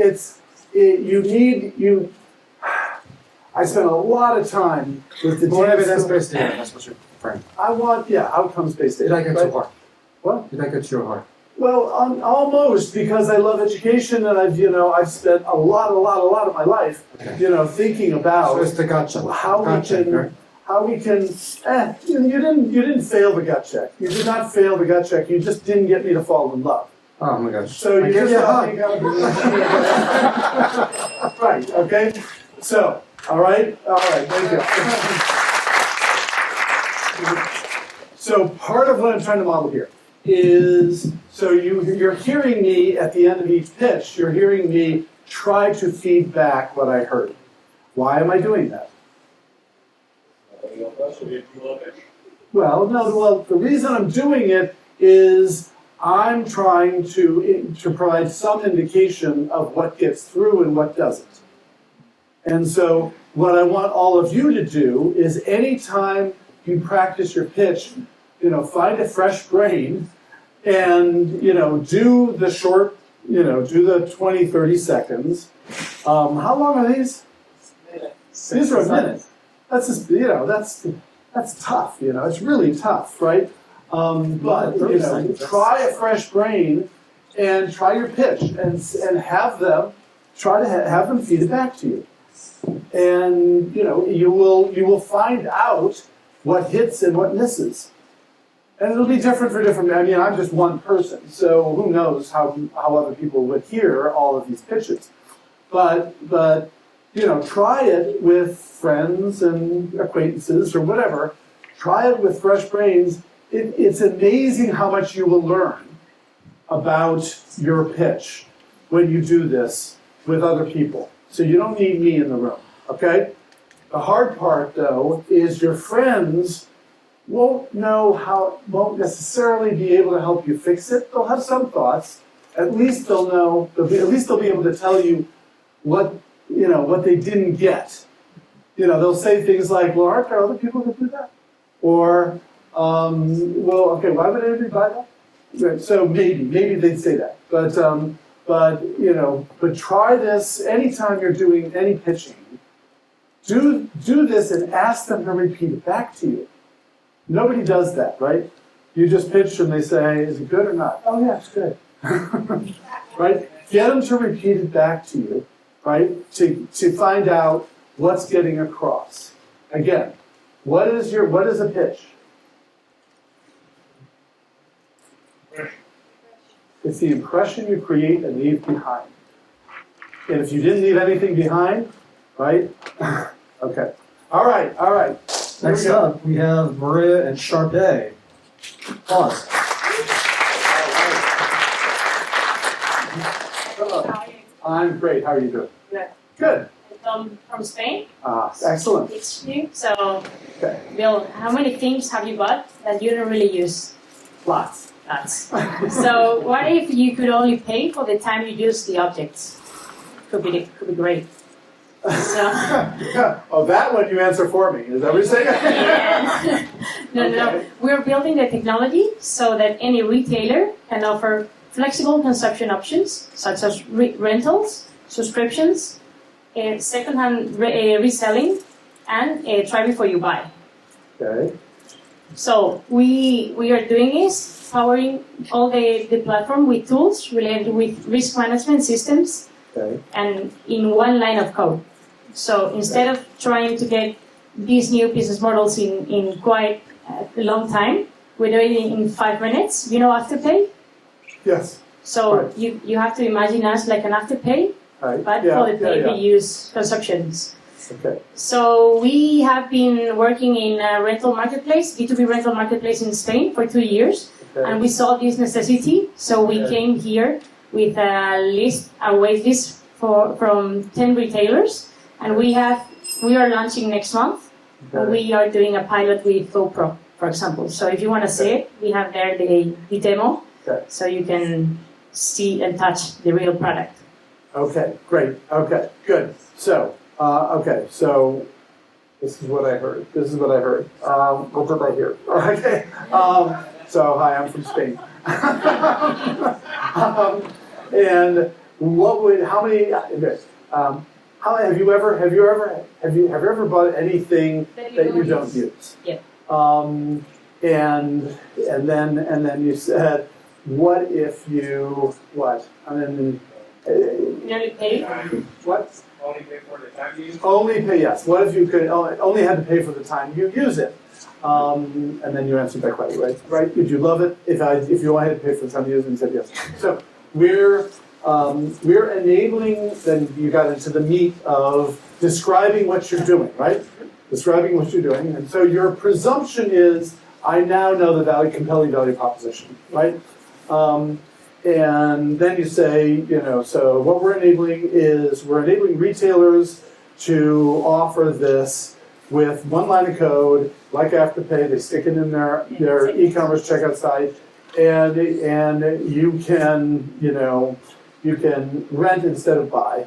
In essence, you didn't quite say it that way. You didn't say it that way, but you'll only pay for what you use. You were trying this out with rental companies in Spain, where we saw the need for this, for B2B rental, and now we're coming to the United States. We've got a waiting list of 10 retailers that are interested in doing this. So, that's what I heard. What did I miss? Anything we are launching next month. We're launching next month. Okay. So I heard, you think I heard everything, right? Okay, good. So, what's going on in everybody's mind while she's talking? What's going on in everybody's mind while she's talking? What?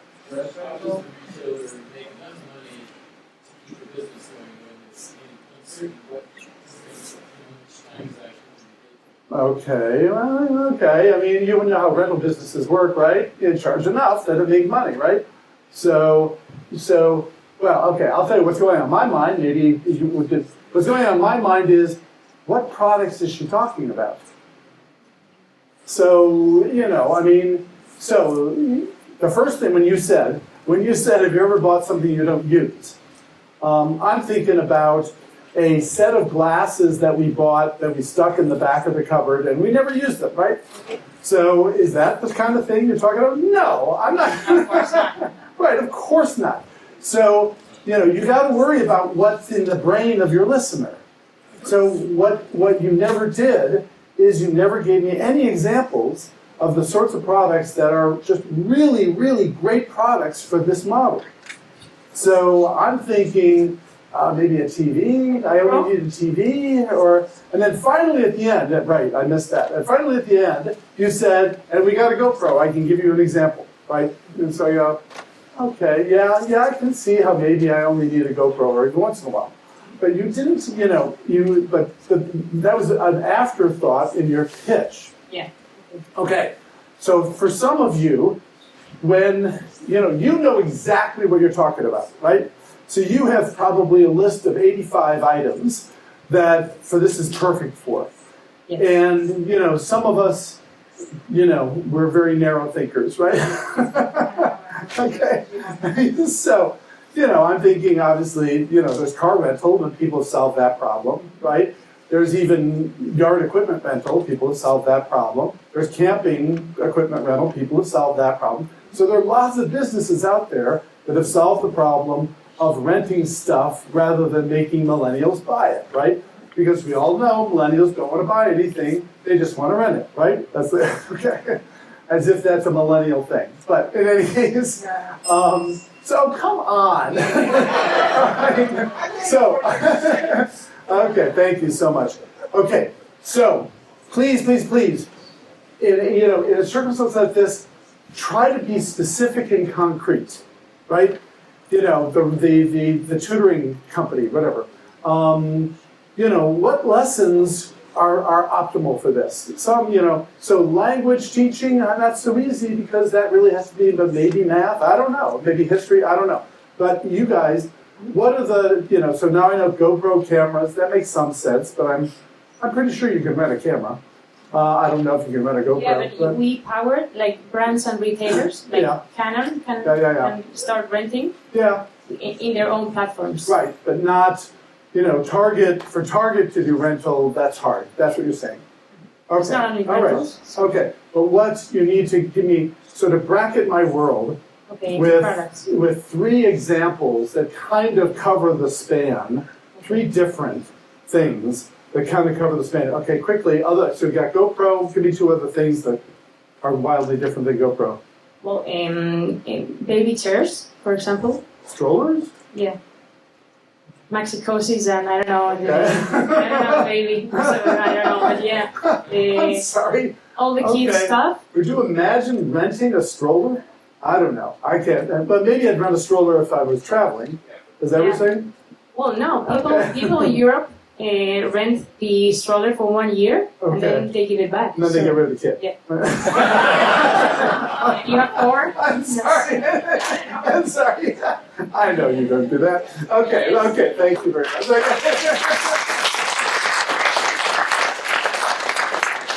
Okay. All right. We have a special announcement. What? We're done. No, there's a key for the white Infinity was in the parking lot.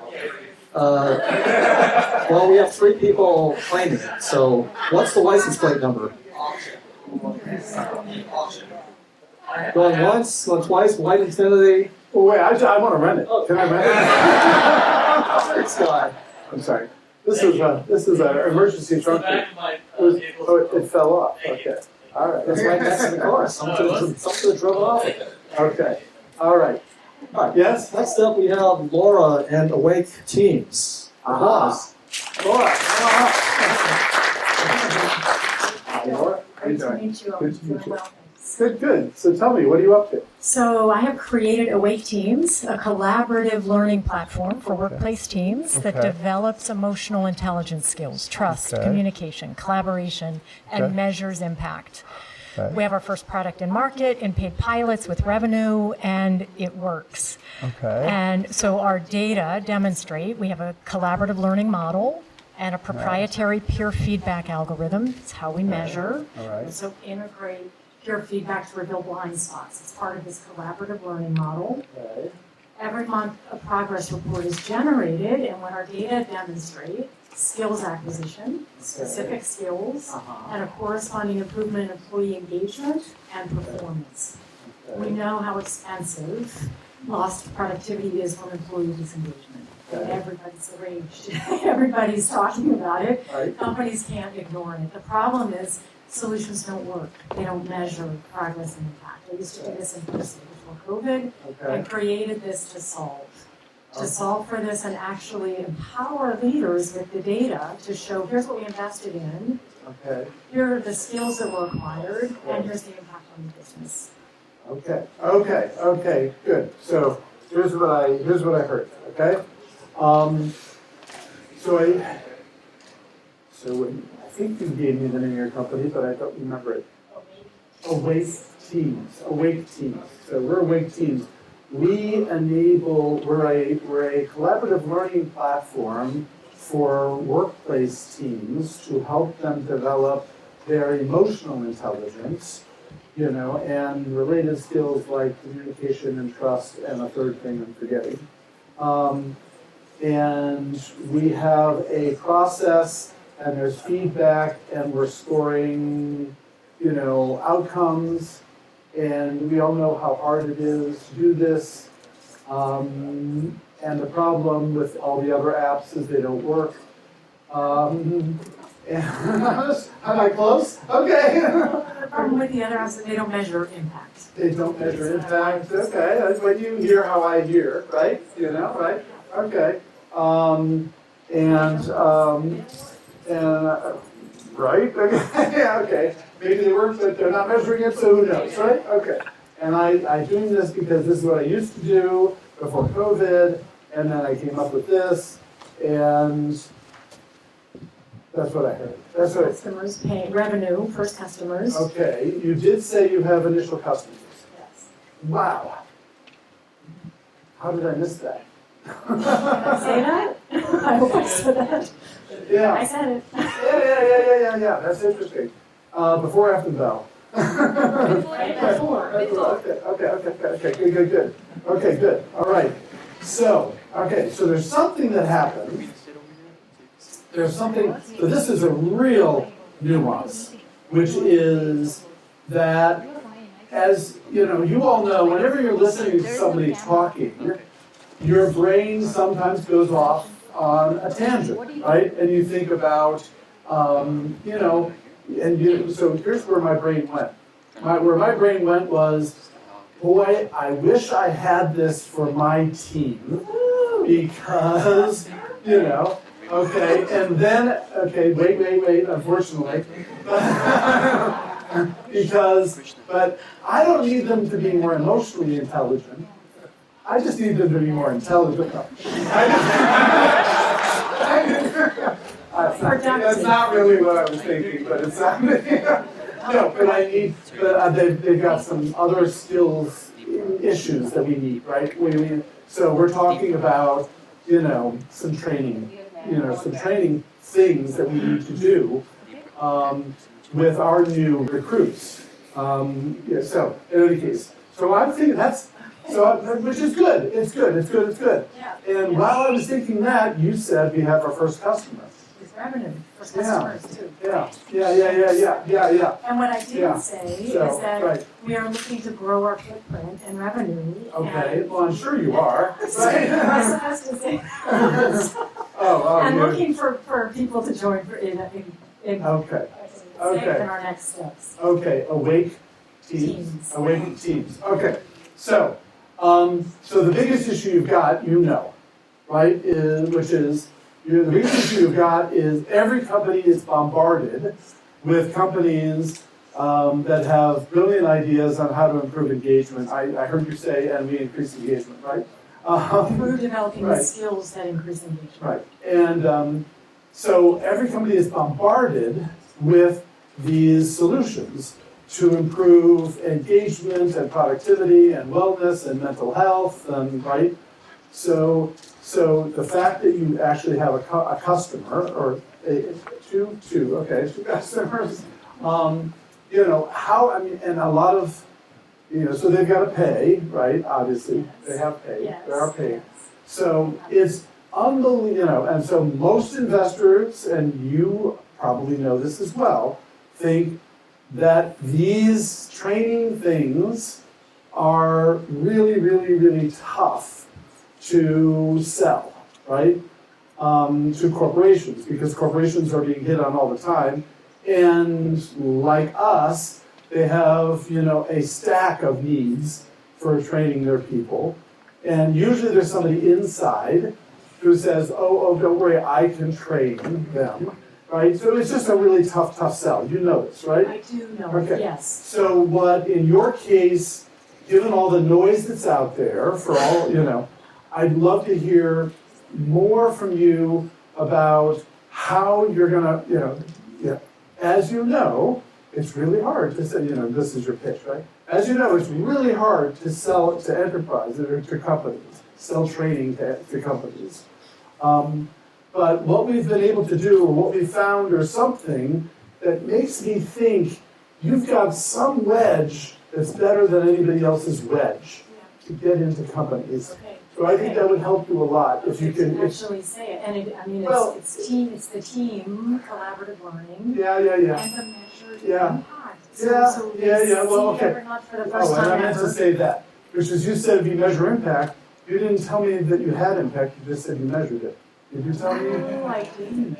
So our Yeah, data yeah, demonstrates skills But- acquisition, engagement, okay. and performance. Did I say Okay. that? Maybe after. I heard, yeah, okay, question? Comment? I listened to her pitch with her. Yeah. She said that she was consulting with a lot of major companies. So Yeah. she had it in those companies. And Okay. learned that the presentation for the things that were happening weren't working. Yeah. So is that, would that Yeah, be, yeah. like, So, I, So you I know, didn't say so that yet, if because you, she watched me practice my pitch, Okay, and that was my so- first sentence. okay, right, so that would help if you could have dropped names, Okay. and you could have said something about your pipeline. Okay. You know, all of them I've worked with before, or whatever is That's true. not, no, that's Not true, okay, whatever, okay, It's true that I trained at some those of whom, companies. whatever, right? Yeah. But, you know, and again, some testimonial on impact and why we picked Never away had measured teams. impact before. Every month the progress report, Northwestern Mutual. Okay. Yeah, should I say that? So the managing Yes, I mean, director of if Northwestern South Mutual loves you, and they are paying you, and you've been able to demonstrate impact at Northwestern Mutual, I'd love to hear, you know, and we were able to measure a 32% increase in engagement.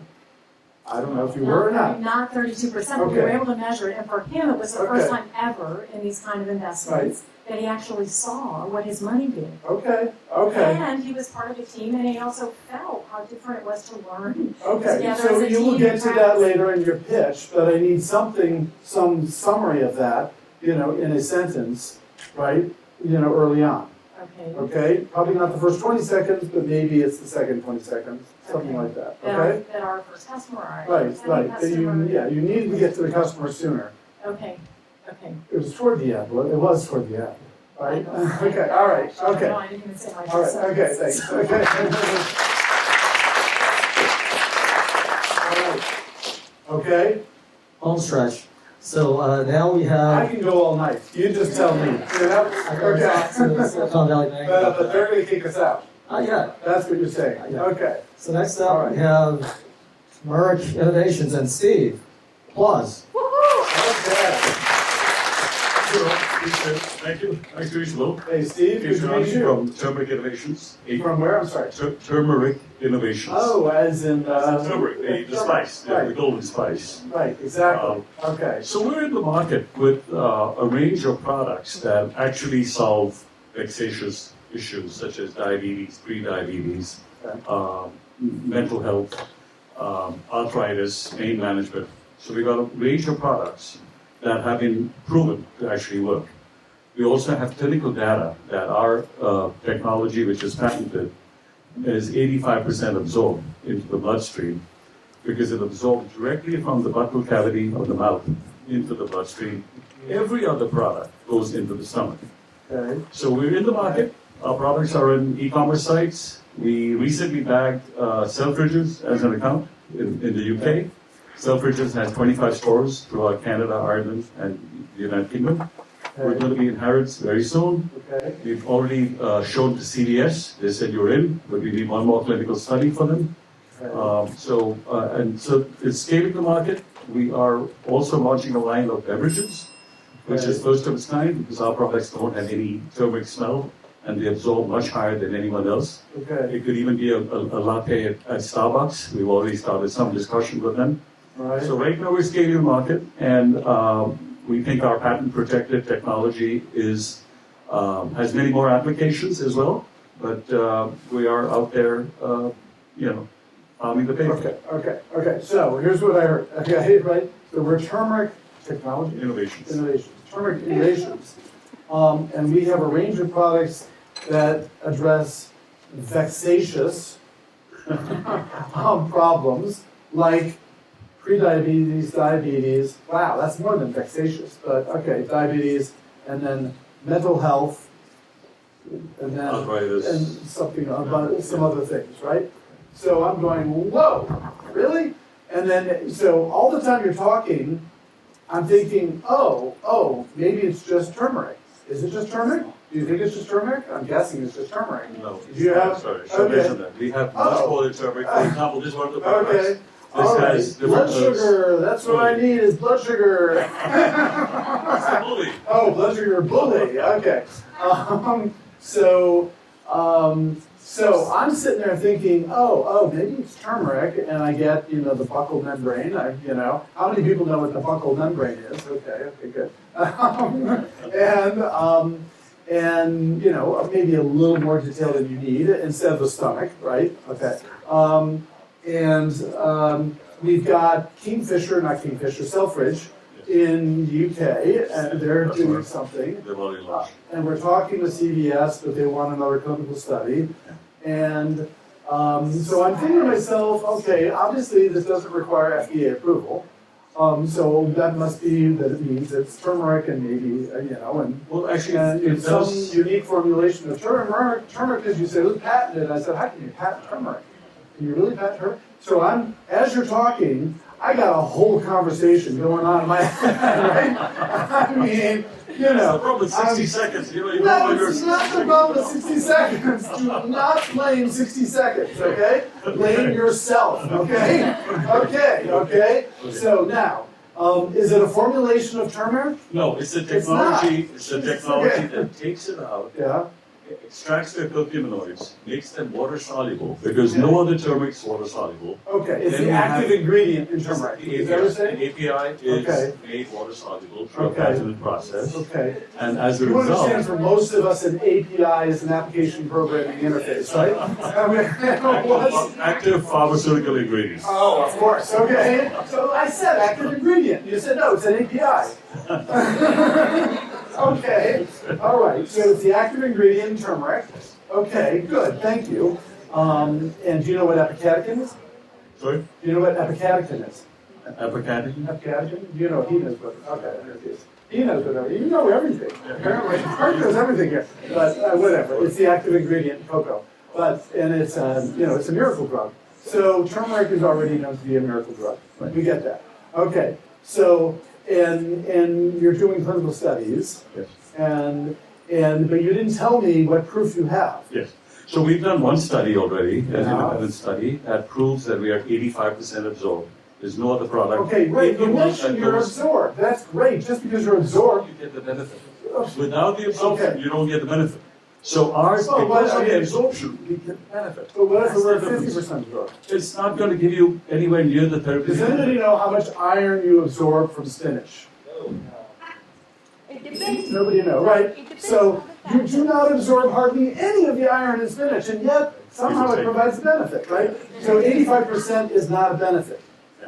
Health is a benefit, right? Wellness is a benefit. So we have measured Recovery data. is okay. We've measured data. So you can end diabetes. Yes. So we measured data where. No, we don't end diabetes. Oh, damn it! I was going to write in the chat. We don't end it, but we greatly improve it. We bring down A1C by about 1.5 points to 2 points. Okay, that's average user. Okay, average user. I happen to For know that's compelling. We have someone sitting right here whose A1C has come down by 1.5 points. Okay, in 3 months. all right. My dad's A1C is down also about 1.7 Okay. in 3 or 4 months. Okay, We you have can lots put of this on a users Fox out News there. ad, right? There's lots of users we've got. Right?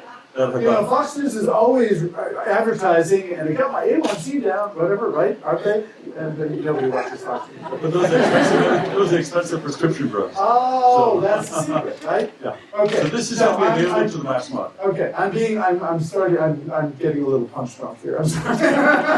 And so I'm having fun with you. No, You it's get my point, right? So the idea Right? is to Okay. bring this into the mass market, Yeah, where 100 million Americans are either pre-diabetic or diabetic. okay. There are about 50 million chronic pain sufferers. We have a Okay, product for them. I need though, okay, so you went through all of this sort of discussion without ever sort of nailing the compelling benefit. Other than saying you deal with vexatious problems like diabetes. Well, the benefit is Right. the A1C is down by 1.5. You didn't say that. 1.7. We've been 5 minutes into this and before you told me that, right? Issues. We have Alzheimer's have people who have Alzheimer's have benefited. We have Holy schmoly. information. Oh, The well, whole wait thing a is second. information. Why were you telling me about 85% absorption in Selfridges when you can cure cancer, right?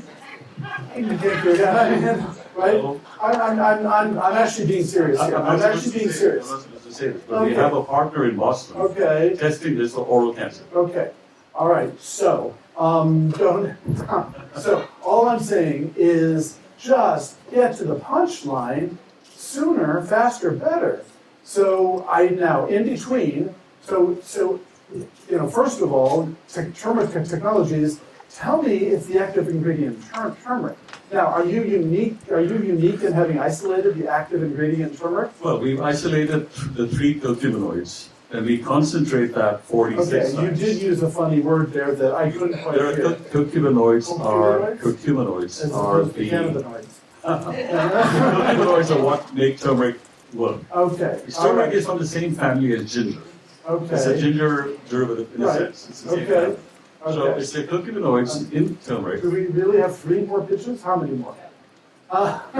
that actually brings the inflammation down. Okay. And almost Right. most diseases are caused by chronic inflammation. Okay. So you can Okay. bring inflammation down. Okay. You can actually, Okay, alleviate. and I do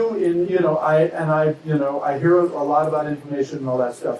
And so I just need you to get to the wow faster. Okay? And I think, this is absolutely interesting. I'm the patent, I'm not clear on what the patent is, because it's got to be, it 2 can't. patents. There's one on Okay, the. we don't have time, I'm and sorry. the other one's on Okay. the, yeah, there are actually 2 patents. But I would like to follow up with you. Okay? Thank you very much. All right, okay, all right. Okay. That was a win when you said you want to follow up. I know. Okay. It works. Okay, yes. Well, but I had to extract it from it, right? I mean, if he got up and talked and then sat down, I would have said, thank God he sat down. No, I'm sorry. Okay, all right, okay. All It's right. that conversation. Yes, All right, so last but not least, of course not. we have Peter from Ceramics. Applause. All right. Thank you. Okay, hey Peter, how you doing? I'm doing great. Good. What are you up to? So we make nanopumps for insulin drug delivery, and they are 100 times smaller, 10 times more accurate, and Did you just pitch me last week? yes, Oh.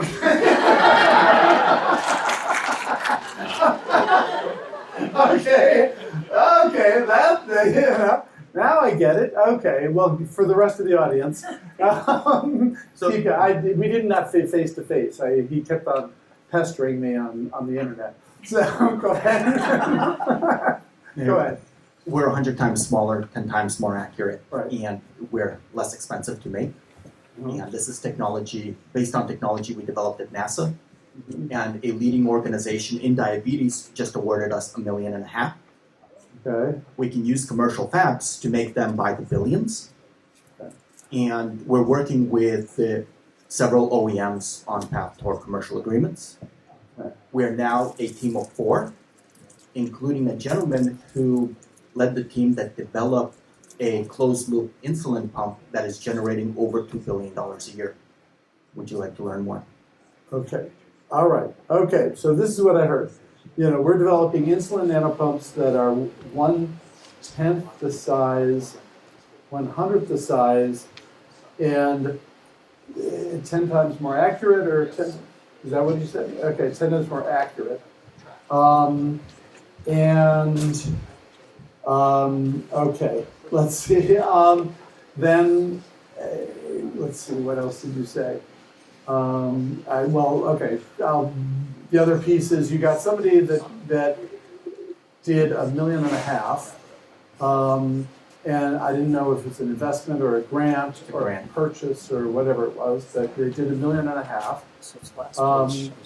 You didn't tell me anything about. I didn't hear anything about the FDA pathway. Sure. So we're making components Okay. for the OEMs, so then they go through a 510K. Okay, so do you, and there are 18 people on your team, is that what?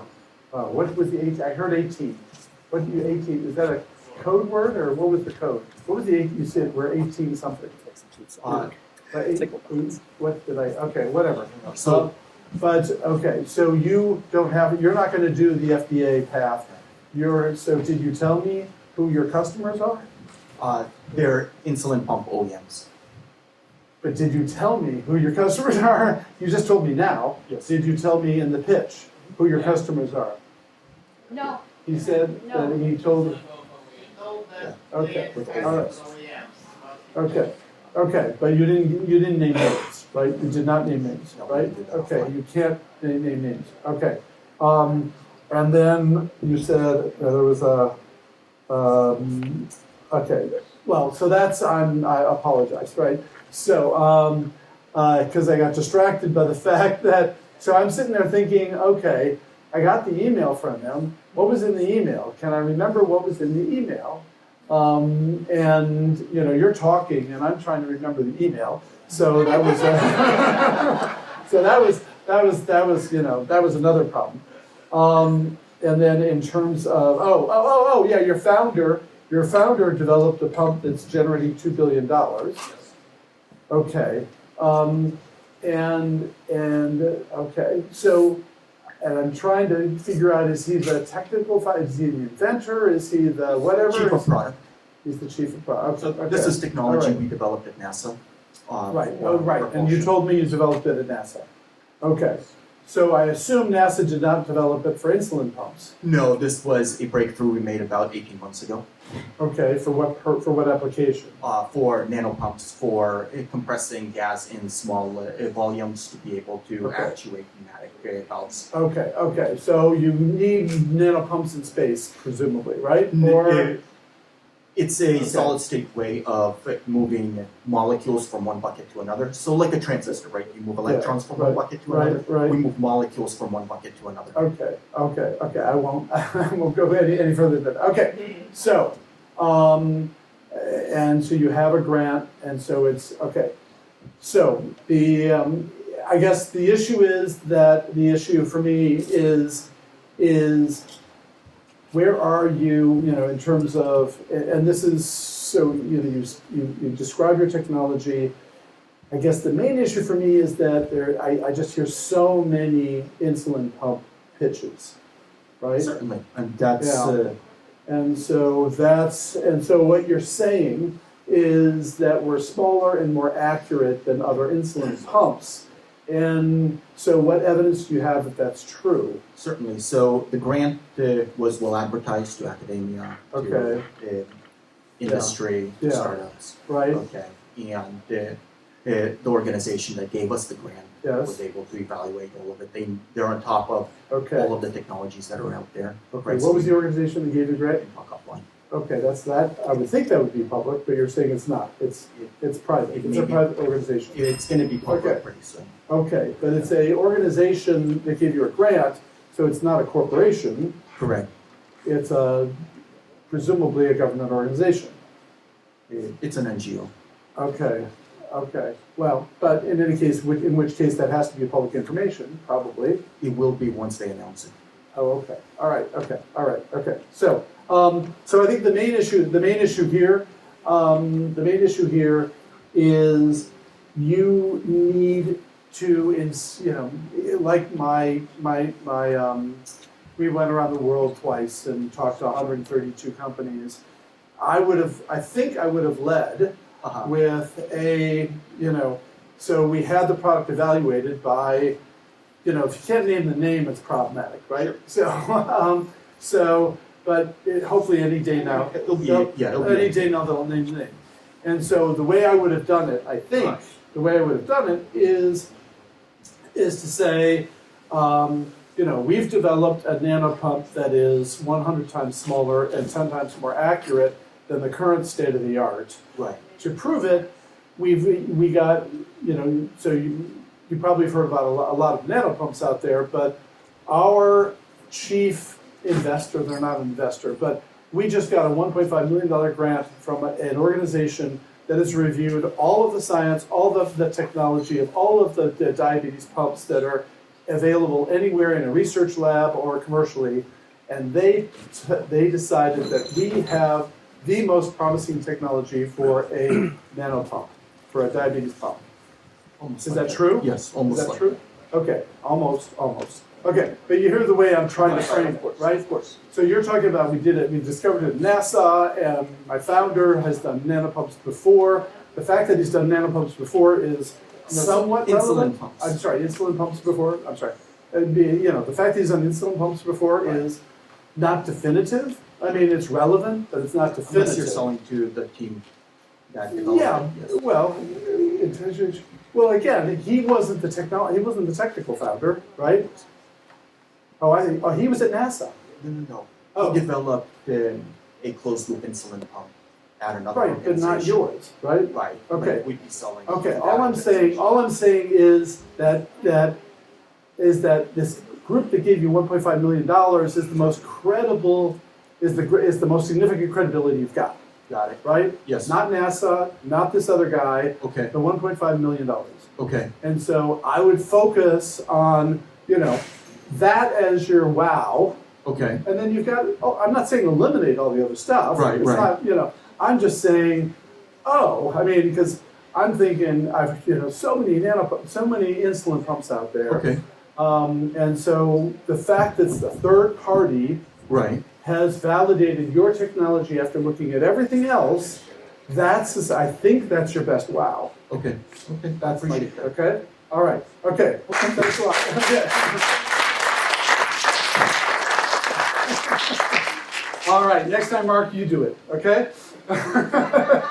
All right. Okay. Are we? That's it. So, so I know we got 0 time left. But the point we have negative 9 minutes. We got negative 9 minutes. Okay. So did you see what I was trying to do here? Right? Okay. So you'll do that with your own teams, with your own connections, and try to figure out how to make sure that your point is getting across, and that you're clear, and that you are also compelling, and you are also credible. Thank you. Okay. Clear, compelling, credible, right? Okay. All right. Okay, Rob, I'll let you. Well, let's give it up for Bill.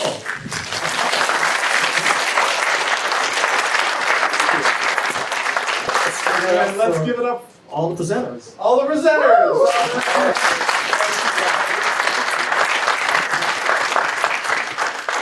Give it up for the event team and the video team.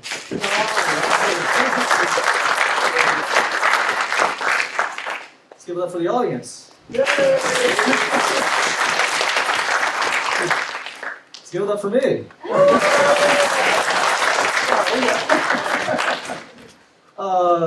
Did we give it up for the sponsors? Did you give it up for the sponsors? Yeah. All